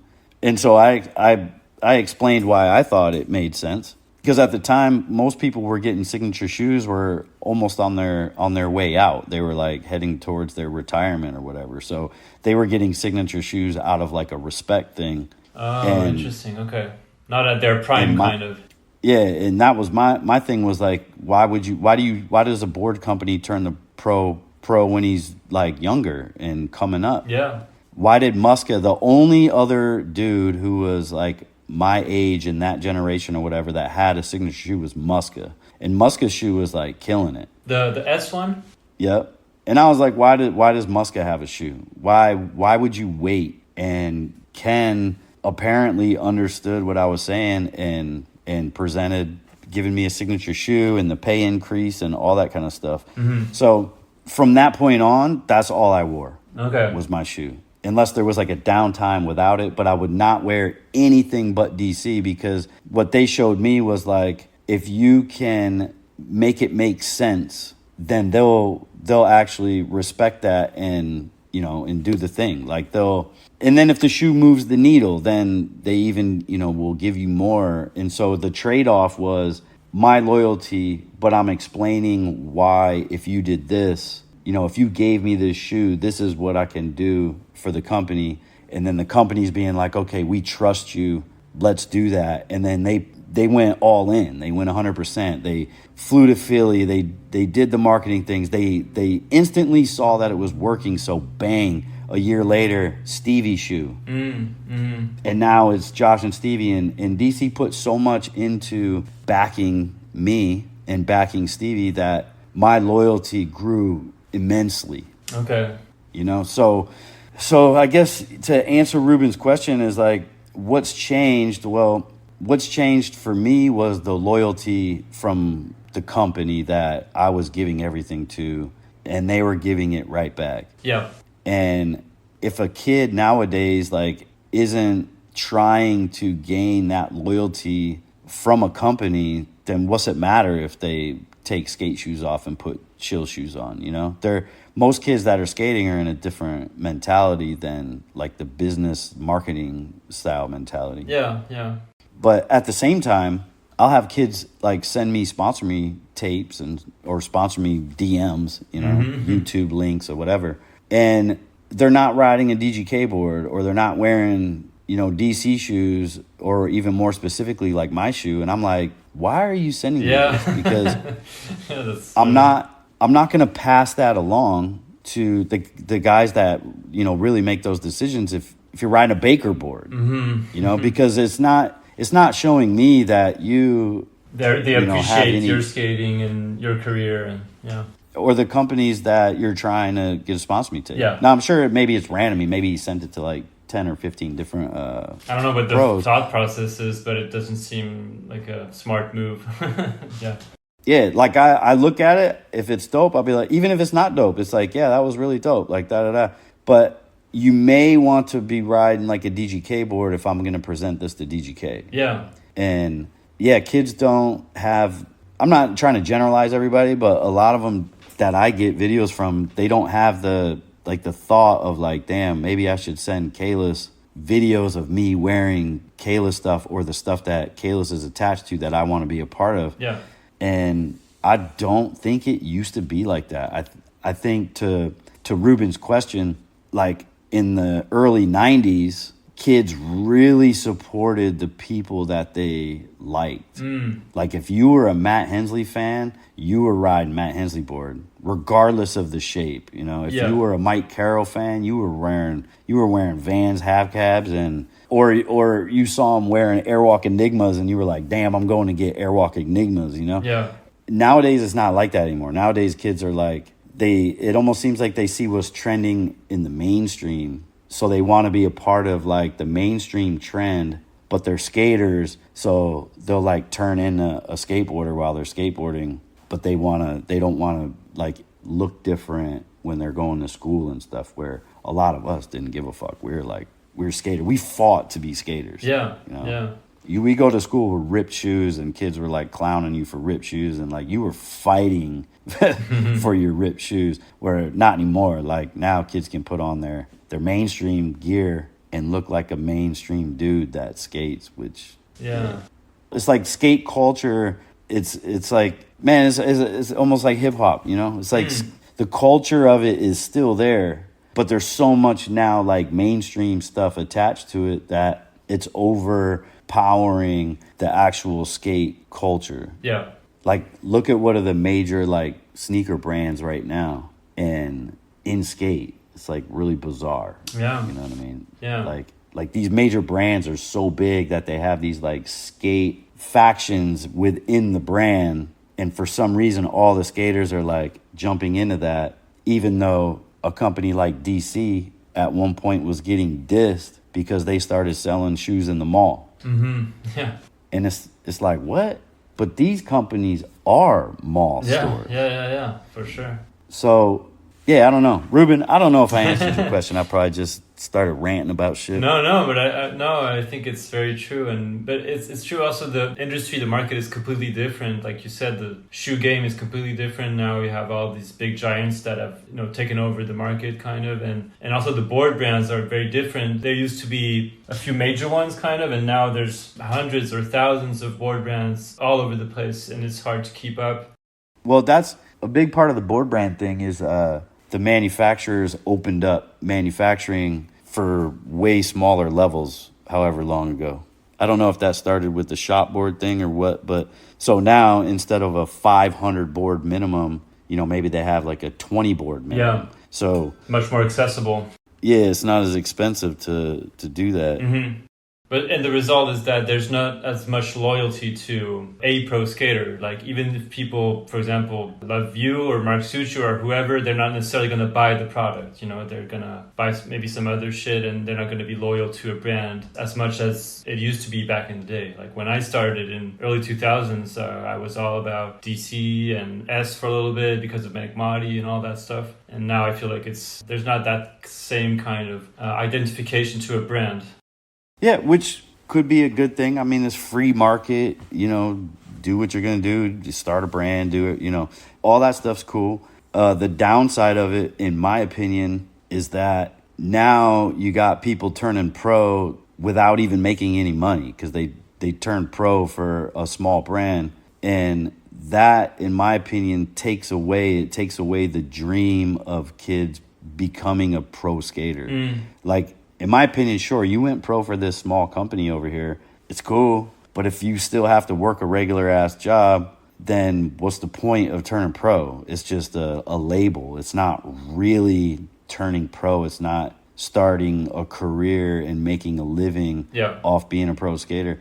And with all the small brands, like, you know, taking up big chunks of the market share from some of the bigger established brands that have like specific etiquette on how and when and why they turn somebody pro. If all that goes out the window, then the whole thing becomes watered down. And now you got, you know, 200 pros that can't even make a living doing it. And it devalues the whole entire thing. So, like, if my kid was skating and everything that I know about being a pro skater, like, I would assume, unfortunately, that in this day and age, they don't really have a chance on being able to do what I did or many other pros that came from my era or the era before, because it's not like that anymore. Yeah. You know what I mean? For sure. The etiquette is not there. It's just devalued itself big time. You know what I mean? And that's sad to me. But I do understand, like, it's skateboarding. It's not all about money and being pro. It's about like freedom and individuality and, you know, just being a skateboarder. But if a kid has a dream, like, I know little kids that have dreams of being a pro skateboarder, and they're like working their butts off to try to be like sick and be good and stuff like that. And man, it's just like heartbreaking to me thinking like it's probably just not going to be there the way it was for us. Like, you see me, I got a house, I raised kids, got a goddamn Lamborghini, you know, stuff like that. And unless you go so mainstream with it and you have to wear them Monster hats and Red Bull hats, and I don't know, man. Like, I did it in culture. Can kids still get to the level that some of us got, you know, in the culture? I kind of doubt it right now. Yeah, no, there's a lot of brands that are struggling, you know? It's like the majority of them are struggling. Yeah. So what's better? 300 small brands that can't pay riders, but mad people get to be sponsored and, you know, live out a dream for a little while? Or, you know, 30 or 50 brands where there's not, you know, 500 sponsored skaters not making money, but there's, you know, 75 that are making like decent living and can raise a family and buy a house and do all that stuff. I mean, what's better? You know, I don't know. Yeah, no, I don't either, but yeah. Yeah. But it's probably just a cycle too. I mean, it's the phase we're in right now, and who knows what skateboarding will look like in the future. I don't know, man. A lot of people are anti-gatekeeping, and I mean, that's another thing, you know, like skateboarding was like, you had gatekeepers. You had like the wood manufacturers were gatekeepers. They were like, you have to spend X amount of money in order for us to do something. That's not there anymore. Yeah. Anybody can do anything, really, which is good and bad. Depends on how you look at it. All right, let's do this one. What's up, Josh? This is Darren Harper, DC's finest, a.k.a. the Obama of skateboarding. Yo, I got a question for you. So what is one thing that you missed from the 90s skate scene versus now? Oh, shout out Darren and his kids, man. They're killing Daughters it. are ripping. Yeah. It's impressive, yeah. Yeah. Tink with them switch heels, man. That's what's up, man. Darren, love you, bro. What is missing? I think pretty much. What we were talking about. Yeah, we kind of talked a lot about that. What's something maybe that we didn't talk about that's missing from the 90s? I think we pretty much covered a lot of that already with my ramblings. But probably, I don't know, probably just the biggest difference of like living as a skateboarder and your crew is like family of skaters and you just live and breathe skating, and you're not doing what Ruben said where you're like only being a skater when you're skateboarding and then converting back to like regular citizen. Yeah. Are people still, not that I advocate for this, but are people still like dropping out of school to to be skaters? Are they like couch surfing to be skaters? Are they like getting studio apartments with like 8 people in them because all they want to do is skate and they just need a place to sleep every night? I don't know if that's still happening now. Maybe small pockets. A little bit. So, yeah, I don't know. I mean, it was definitely like, I think it meant a little something different being a skateboarder in the 90s because you had to deal with like really lame cops. People always wanting to like fight you because they, labeled you like skater fags or whatever it was. It was a tougher environment to be a skater. Where now it's not tough at all. I mean, now it's like skateboarding is accepted everywhere. Yeah. Yeah. So I guess that would be my answer. That'd be my answer. It was just harder. It felt cooler to be a skateboarder, I guess. Yeah. It was a counterculture kind of. Exactly. Whereas now it's just mainstream. So yeah. Yeah, and it also seemed like in the 90s there was more skaters were more like came from probably more like undesirable situations, environments. Yeah, maybe it was like family problems or whatever. It was like an escape. But yeah, like what you said, like a counterculture. All right, this one is from John Gardner, who was DCTM, I think, for a little bit, a couple years. Yeah.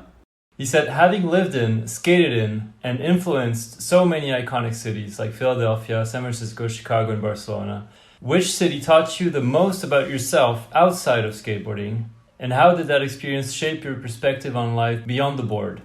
Give Josh my best. Shout out John, man, Mr. Mental Health. Yeah. Mr. Mental Health himself, yeah. I think out of all those cities, I probably learned the most about myself in Dallas. Mm-hmm. Yeah, Dallas was probably the shaping of my character. Character. Who am I? Where my I don't know, just what I thought about the world and people in it. Yeah, and shaped your values, kind of. Shaped my values. Yep, all that kind of stuff. It was definitely Dallas because Mm-hmm. Dallas was with all the family problems that I had growing up. My friends in Dallas were the new family, I got to see, I got accepted by my boy DeJuan's family, who lived in, projects. They brought me in, they let me sleep, cockroaches everywhere. I mean, it was pretty crazy, but, his mom just, accepting me, his stepdad at a later point in time when they moved out of those buildings and got a house, and the type of respect that you had to give somebody, like people don't know really what it's like to be hungry, and then we would have our own hustles out in the world, in the streets of Dallas to get food, whether it was like hanging out at the 7-Eleven until 3 a.m. when they switched the old hot dogs to the new hot dogs, and we would get eat the old ones before they threw them out or whatever. But a lot of people don't understand, when you're not supposed to eat the food that's in the house that you're staying at, so you wait till 4 a.m. or whatever it is to go out there and sneak and make some eggs, and then the owner of the house who's letting you stay there comes out in his underwear with a shotgun pointed at you, what the fuck you think you're doing, you know what I mean? And then just being yo, my bad. And he thought it was somebody breaking into the house, but once he realized it was me and his son, you know what I mean? Him being did you pay for those eggs? Did you do that? I'm letting you stay in this house and still you gonna come on here and you know what I mean? I think a lot of people be man, that's fucked up that this dude barks at you like that. But what I learned is he's right. That's his house. He's letting me stay there. it's not his responsibility to feed me. You know what I mean? Yeah. And even though that shotgun wasn't pointed at me because of me trying to eat some eggs, but it led to learning about the respect you have to have somebody when they're giving you something for free, which was a room to sleep in and a roof over my head. And it was those learning experiences that like really taught me not to ever bite the hand that feeds you. Always respect somebody that is doing something for you, even if you feel like it's not important or they're just being dramatic or whatever it is. But the reality is like the smallest bit somebody is doing for you, you should always have some level of respect for that. Yeah, and gratitude. And I learned that all through Dallas, man. I learned, how you look at somebody could set them off. If you're not ready to like fight this dude or stand up for yourself in a certain way about something, like don't give those people those kind of looks or let them pass. Or if you open the door for somebody, don't expect a thank you. Just open the door for the person. If you're driving down the road and somebody like cuts you off, like they cut you off, like who cares? You know what I mean? Like all these little things all happened in Dallas that had consequences when I would get mad at that person, or I would try to check that person, or I would mean mug that person, or whatever it was. Like the repercussions of some of that put me in situations to where like, all right, what am I going to do? Am I going to like fight this dude? He pulled a gun. I got a gun. What do we, all these things happened in Dallas. And so my big takeaway was just don't put yourself in funky situations. Respect people that are actually helping you, and just live, and let other people live, and who cares about the little petty things. And for some reason, maybe it was the age, maybe it was the people I was with, whatever it was, like all that happened in Dallas. Okay, this one is from Alex Carolino. He said, Josh, you're a legend who has inspired and continues to inspire many people around the world. How do you see the current skateboarding market and the brands that don't value athletes with history and background? We've seen many skaters struggling to find their place in the market because they didn't invest in developing skills throughout their careers. What would you say to skaters who are now going through this career transition in their lives? That's an interesting one because I deal with that as well, Yeah. I think what Alex is asking, which by the way, I love Alex Carolino, him and Flo, man. Yeah. Two of my favorite people in the whole world. Incredible skaters, yeah. It sounds like, maybe just in my own words, like what's the advice for people that might be transitioning out of pro skateboarding? And man, to be honest, like I don't have an answer for that because I guess it would depend on how you built your own personal brand. Do you want to continue on that brand? Then you would have to start investing in yourself and becoming the entity that now is supporting the younger generation that's trying to come up. And, what can you create that gives opportunity for other people that also creates the opportunity for yourself to find success in that, Yeah, that's always a tough one, man. Like I don't know if anyone truly has that answer. Yeah, I mean it depends on every person's journey. Like you said, it's there's not one single perfect recipe on how to have the perfect transition after pro skating. Otherwise, everybody would be doing the same thing, and it's I guess for every person it's different. You have to figure it out as you get there. Yeah, I think some of the easiest go-tos is people just fall into the industry side of it. Right. They start working for the brands, or if they have real entrepreneurial mindset that they would create their own brands, to give opportunity for the next people coming up. I don't know. I mean, the best piece of advice I ever got from Deerdick regarding that type of thing was, he said, Josh, everybody's different, because Deerdick had his hands in like 15 things. He was designing shoes, he was like owning a record label, he was then doing a TV show, like he was doing all kinds of stuff. And when I asked him, I was like, man, I want to get into some stuff like this. And he told me, he was like, dude, no, you're a thoroughbred skateboarder. Just skate. Don't worry about doing all this outside mailbox money stuff is what he called it, you know? Yeah. And he told me the way that I worked, and in his opinion, the way that worked best for me was literally just skate. He's like, you're a skateboarder, you're not a businessman. He's like, I'm a businessman that skates. So the difference is that what he would do for himself was good for him at that point in time, but probably not good for me because it would take away from my skate career. Yeah, okay, I see what you mean. Where he was over having a skate career, he wanted to like own shit and do stuff. Yeah. Where I didn't, and he knew that, and he saw that in me. And so he said, just skate and focus on you building your brand as you. Mm-hmm. Your fans are different than my fans. So I actually took his advice and just solely focused on that. And it's helped so much. Like, as an example, times were really tough after I moved out to California for me. Like, DC was going through changes, and even DGK was going through changes. And, like, I moved out to California with a pay raise from DC, you know, all kinds of stuff. But things change. New presidents come in. Other marketing people come in, or, like, artists, what do they call that? You know, art departments or whatever. And they have they want to go in a different direction. So my direction didn't make sense at the time. So I had to take the financial hits. And I was kind of in that same mind state for a little while. Like, damn, what am I going to do if stuff doesn't work out? And I just took that piece of advice from Deerdick, who gave it to me years and years and years before that, back in the Alien days. Mm-hmm. And that's when I like focused solely on skate. I disregarded all the other company opportunities that we talked about earlier in this thing. I think Mike Hoag asked that question. Mm-hmm. Yep.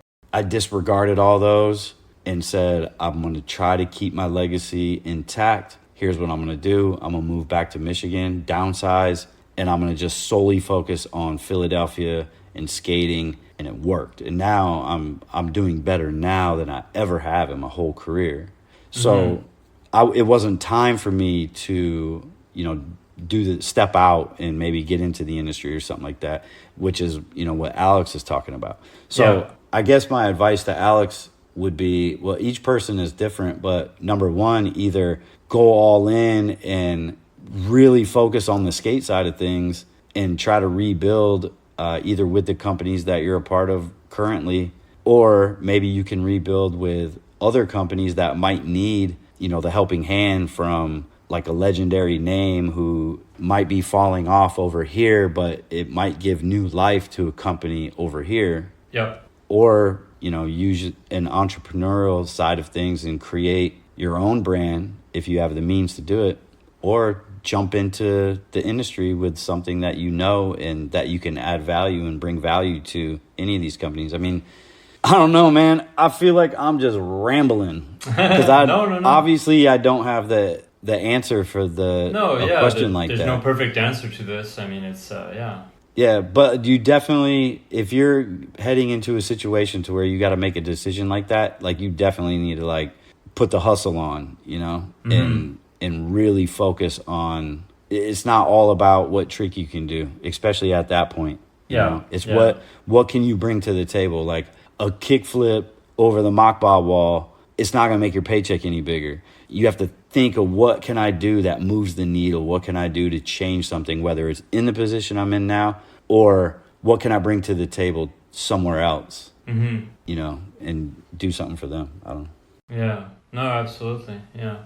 No, it's not, there's no perfect recipe for this. And I guess every pro skater is probably asking themselves right now, like, as they reach the end of their career, kind of, and they must be thinking of this, like, what's the best move? At the end of the day, you need to make a decision and hope for the best, but you never know how things are going to turn out. So, yeah, well, I made my decision a few years ago, and that was, there's no retirement in my world. Like, I'm positioning myself to where I know that I'm a skateboarder. I don't necessarily work for anybody. All my contracts are independent contracts, which means I'm an independent contractor as a skateboarder. So how do you retire from that? You don't. you don't retire from that. If a company decides that they want to let me go, like, okay, that's on them, but I'm still a skateboarder. Yeah. And you don't retire from skateboarding.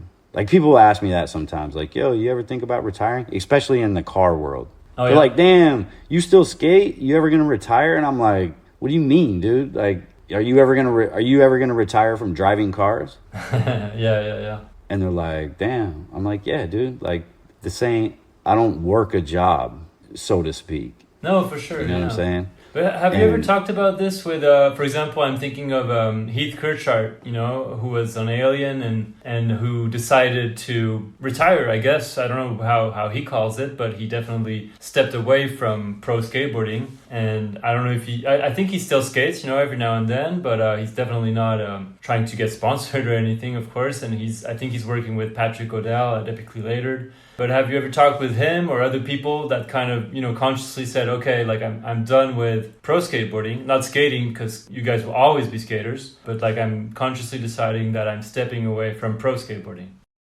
Yeah, I mean, if that's them, retiring or whatever like that, that's what they chose to do. You know what I mean? Mm-hmm. But yeah, he's still in the skate industry. He still skates. I see him still go on trips from time to time or whatever. Mm-hmm. I think, in my opinion, maybe what I would get out of that would be that he like financially retired out of skate. Yeah.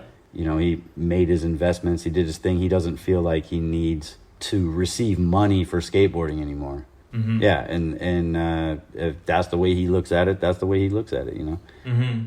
But I would never, ever in my life retire. That'd be like, could you imagine if Steve Caballero came out and was like, I'm retiring? Mm-hmm. Yeah. Like, what, dude?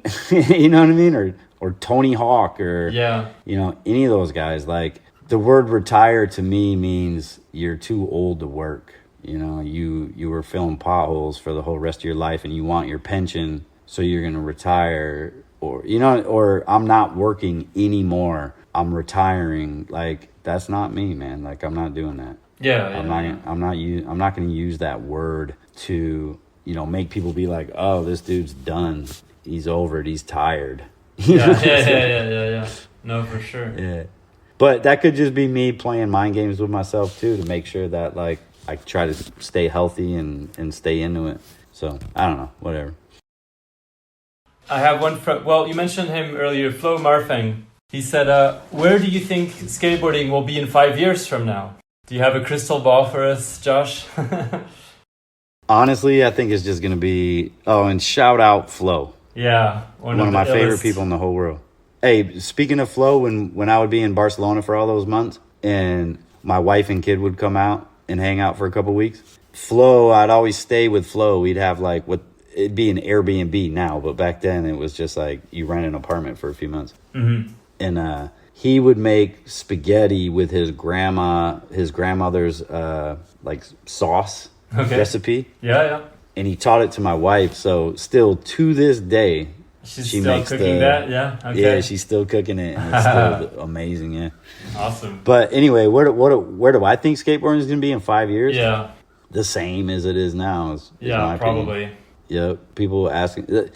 And it's hard to differentiate sometimes when we talk between skateboarding and like pro skateboarding. You know what I mean? Yeah. Like a lot of times I talk as a pro skateboarding side of things, not just the skateboarding side of things. So with both of those, I don't think much is going to change. Yeah, probably not in 5 years. Yeah, 10 into 20, it will probably be much different. But 5 years, I don't think it will change all that much. But who knows? Yeah, you never know. I mean, I don't think it's going to change much. And just a side note, but I was really into Seek when you guys were doing that for a minute. And I was bummed that it didn't work out because Flo and Alex were, in that video, They Don't Give a Fuck About Us. The Lord's video back in the day. And Flo had this part in the puzzle video doing an ollie crook down the Le Dôme in Paris. And these guys were so ill. And so when I saw Seek coming out with you attached to it and everything, I was like, oh, this is dope. Like they're getting like the proper shine that they deserve. And eventually it didn't work out you've talked about this in other interviews, but I was sad that it didn't work out. Yeah. It would have been, I know, me too. Would have been awesome. Me too. Yeah. It would have been, yeah. Yeah, Flo and Alex, man, that was like the European Josh and Stevie. Yeah. Yeah. Okay, well, let's wrap it up with this one from Brian Panebianco. He said, asked Josh how long he plans on skating. When I met him in 2013, he was kind of acting like he was on his way out. Did the tray over the can in 2019 boost his confidence on still being able to do hard shit? Shout out Penny. Well, shit, we just talked about that. Yeah. So forever, I guess. Yeah, probably forever. I mean, I've always said I wanted to be able to 360 flip when I was 60. And that obviously seems like totally feasible. For sure. Yeah. Like, I could go back to Philly right now and tray flip that fucking bump to can again. You know what I mean? Like, I could 100%. Mm-hmm. A lot of that has to do with, like, me getting this park here and just staying in shape. And, like I said, some days it's terrible, but some days it's great. Yeah. But, I don't know. I'll probably skate until I can't walk, you know? Mm-hmm. I mean, it doesn't all have to be about doing tray flips over bump to cans, but I mean, you see some of these hot Instagram accounts now that, I mean, dudes are in their 70s, like slapping curbs and shit like that. I mean, it's not that crazy in my opinion. And I've never had any like major injuries. I've never had blown out knee, you know, I've never had anything bad. That's probably just because I take so long bailing out of my trick before I actually try to make it. But did the tray flip give me confidence? I don't know. I thought it was, to be honest, when he was like, yo, it's been 25 years or whatever. I don't know how long it had been since I did the tray flip over the can. And he was like, you should try it again. And I thought it was the cheesiest thing in the world, dude. I was like, man, really? But yeah, he got me to try it, and I did it, and it felt great. It was actually cool in the way that Penny presented it. And yeah, I'd say that boosted my confidence a bit. Mm-hmm. You know, it didn't make sense to me at the time, but then it started making sense to me after the fact. And also how stoked all the guys in Philly were about it, that it made me feel like that stuff is important. You know what I mean? Even if I feel like it wasn't important, it kind of taught me how important it is for other people, which made it feel important to me. Yeah. I don't know if that makes sense, but... No. I mean, these guys grew up, you know, watching you in all those videos, and for you to challenge yourself at that time in your life and to do that, I mean, it's I can't even imagine doing that. And so, I think it's awesome for them as it is for you and for the skate community at large. I mean, everybody was hyped seeing you do that trick again. I understand the cheesiness aspect of it, but it's I definitely didn't think it was cheesy. I thought it was awesome. It was like, oh, fuck yeah, he's still doing that like 20 years later. It's insane. So yeah, no, it's inspiring. And you were mentioning people who, you know, skate in their 50s. Like there's this dude in France, Jérémy Daclan. He used to run Cliché, you know. Now he has a brand called Film Trucks. And he's still skating every day, and he's like in his mid-50s, I think, and he's slapping, doing like super long crooks to back nose blunts and insane shit, and it's so inspiring, like to see someone skate so hard and feel like you can feel that his energy and how stoked he is still on skating, and at this age, it's really, really inspiring. So yeah, I hope him and you guys like you know, keep inspiring other people, you know, to keep skating in their long after their prime, so to speak, you know, because skating is awesome, whatever age you are and whatever your ability is, you know. Yeah, well, I can agree with that. I will say, you know, when he was talking about like 2013, I felt like I might be on my way out. Yeah. That's roughly the same time that I was having those issues out in California.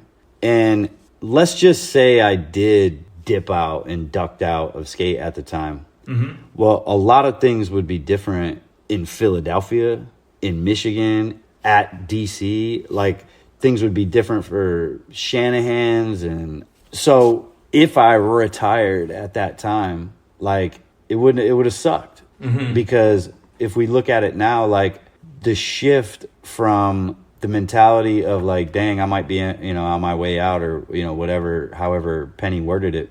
If I stuck with that, yeah, it would have been different. But instead, I didn't retire, refocused on something, saw all these guys that could possibly bring opportunity to a company like DC, DGK, Jaw with Palace, how we can transform the scene in Philadelphia for people to, like, you know, make some money and start a career. And I was able to help with that. Mm-hmm. So if I were to like have that feeling that changed, that's probably what changed my whole state of mind with the whole retirement thing and all that, because it gave, not only like was I able to be a part of their situation out there and help them grow and kind of, I don't know, show them, or I don't know what you would call that, but they gave me a whole new life, like 10 plus years, probably another 15, 20 years of life. Yeah. Because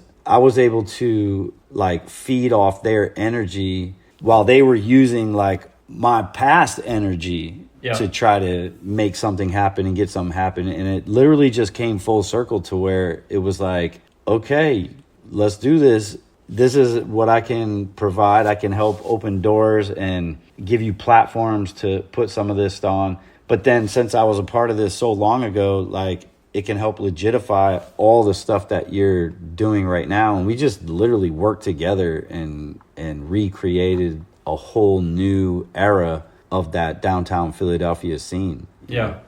Which they were doing anyway. They were doing it through sabotage and all that kind of stuff. Mm-hmm. But they just didn't have the voice. And so, you know, some people were thinking it was corny at the time. They're like, oh, this is like Kayla's cosplay, or love is dead, or, you know, whatever. It's just haters. Same type of shit that me and Stevie went through back in the day. And I was like, nah, I like embraced what they were doing, and they embraced, you know, my past and current by like putting me in their sabotage videos and giving me their platform. Meanwhile, I'm giving them my platform. And it was literally like working hand in hand to like create this whole new chapter side. Yeah, new chapter. That's a good word for it. And DC like really recognized that, and bang, came out with all the heritage collections, re-releases of the Lynx, re-releases of the Kalis, re-release of the Stevie, re-release of the Clocker. And like it's legit because people like Shanahan, Billu, Jaw, Penny, that's what they loved. And so it's authentic, and I'm still in that mix. So I was there back then and I'm there now, and it was just like perfect timing. It was literally like the stars aligned, and somebody like Penny really put in the work too, not just skating and filming, but he was working with the shoe designers to make sure all the shoes were as legit as they were back in the day. You know, they were buying shoes off eBay or taking some of the old shoes that I had stashed up and doing measurements and sending samples back and forth and flying out to California and sitting there and trying them on and skating in them. And I mean, they're perfect. Like Penny, Billu, Jaw, Shanahan, all those guys are like perfectionists when it comes to the original aesthetic of DC. So to answer Penny's question, like, nah, they did it. They got me stuck in this shit for forever now. Yeah, the long haul. The long haul. We're in it, man. Like, yeah. Awesome. Wow, I'm glad to hear it. We need to see more clips from you. Yeah. Oh man, I've been working on a whole thing, dude. You know what? This is my 30th year pro. Wow. Okay. Oh yeah. This year. Turned pro in '95. Okay. Yeah. And sorry to cut you off, but did you turn pro for Alien or for Toy Machine? Alien. Okay, you were already on Alien. Okay, wasn't sure. Yep. And DGK is doing something super special for this 30-year thing. Like I can't really get into the details, but I decided on my own to start stacking footage and come out with an iPhone park. Oh, cool. Strictly based, yeah. Half of it will be in my park, and half of it is going to be at the DIY. Because where I'm at, those are the two easiest places for me to like spend time and get some good footage and get some stuff. Yep. And also visually, I love the way that those two places look. So yeah. I got about 2 minutes, 30 seconds of edited footage already. And are you editing it yourself, or is Brian doing it, or? It'll either be Penny or it'll be Daughters over at DGK. But I'm doing it myself just to like keep a timeline for now, see what it looks like with the music and whatever. But yeah, man, like I got a part coming out. Awesome. Yeah, I can't wait for that. Yeah. Do you have a deadline for like a release date for it, or not yet? I do, but I don't know if I can publicly give that out. It might be I I think DGK will watch their timeline and see what they're doing, but it'll definitely be like sometime after summer. Okay. Yeah, but the whole marketing package that they're doing is unbelievable. Like, I can't believe that they are doing so much for this 30-year anniversary thing, and it's like very I don't know what the word is, like humbling or yeah, very humbling. Sure. Yeah. It's definitely something amazing, and I can't wait for the world to like see it all and check it out. It's pretty cool. Awesome. Thank you so much, Josh. Really appreciate you. Yeah. I appreciate you, man. This was fun, for real. That's it for my conversation with Josh. Follow him on Instagram at Josh Kalis. Follow Silak at Silak Brand. Silak is spelled Silak. And treat yourselves to a pair of mesh cargo pants at silakbrand.com. And of course, go watch and rewatch all of Josh's amazing video parts from the last 30 years. Thank you for tuning in. See you soon for a new episode of Beyond Boards.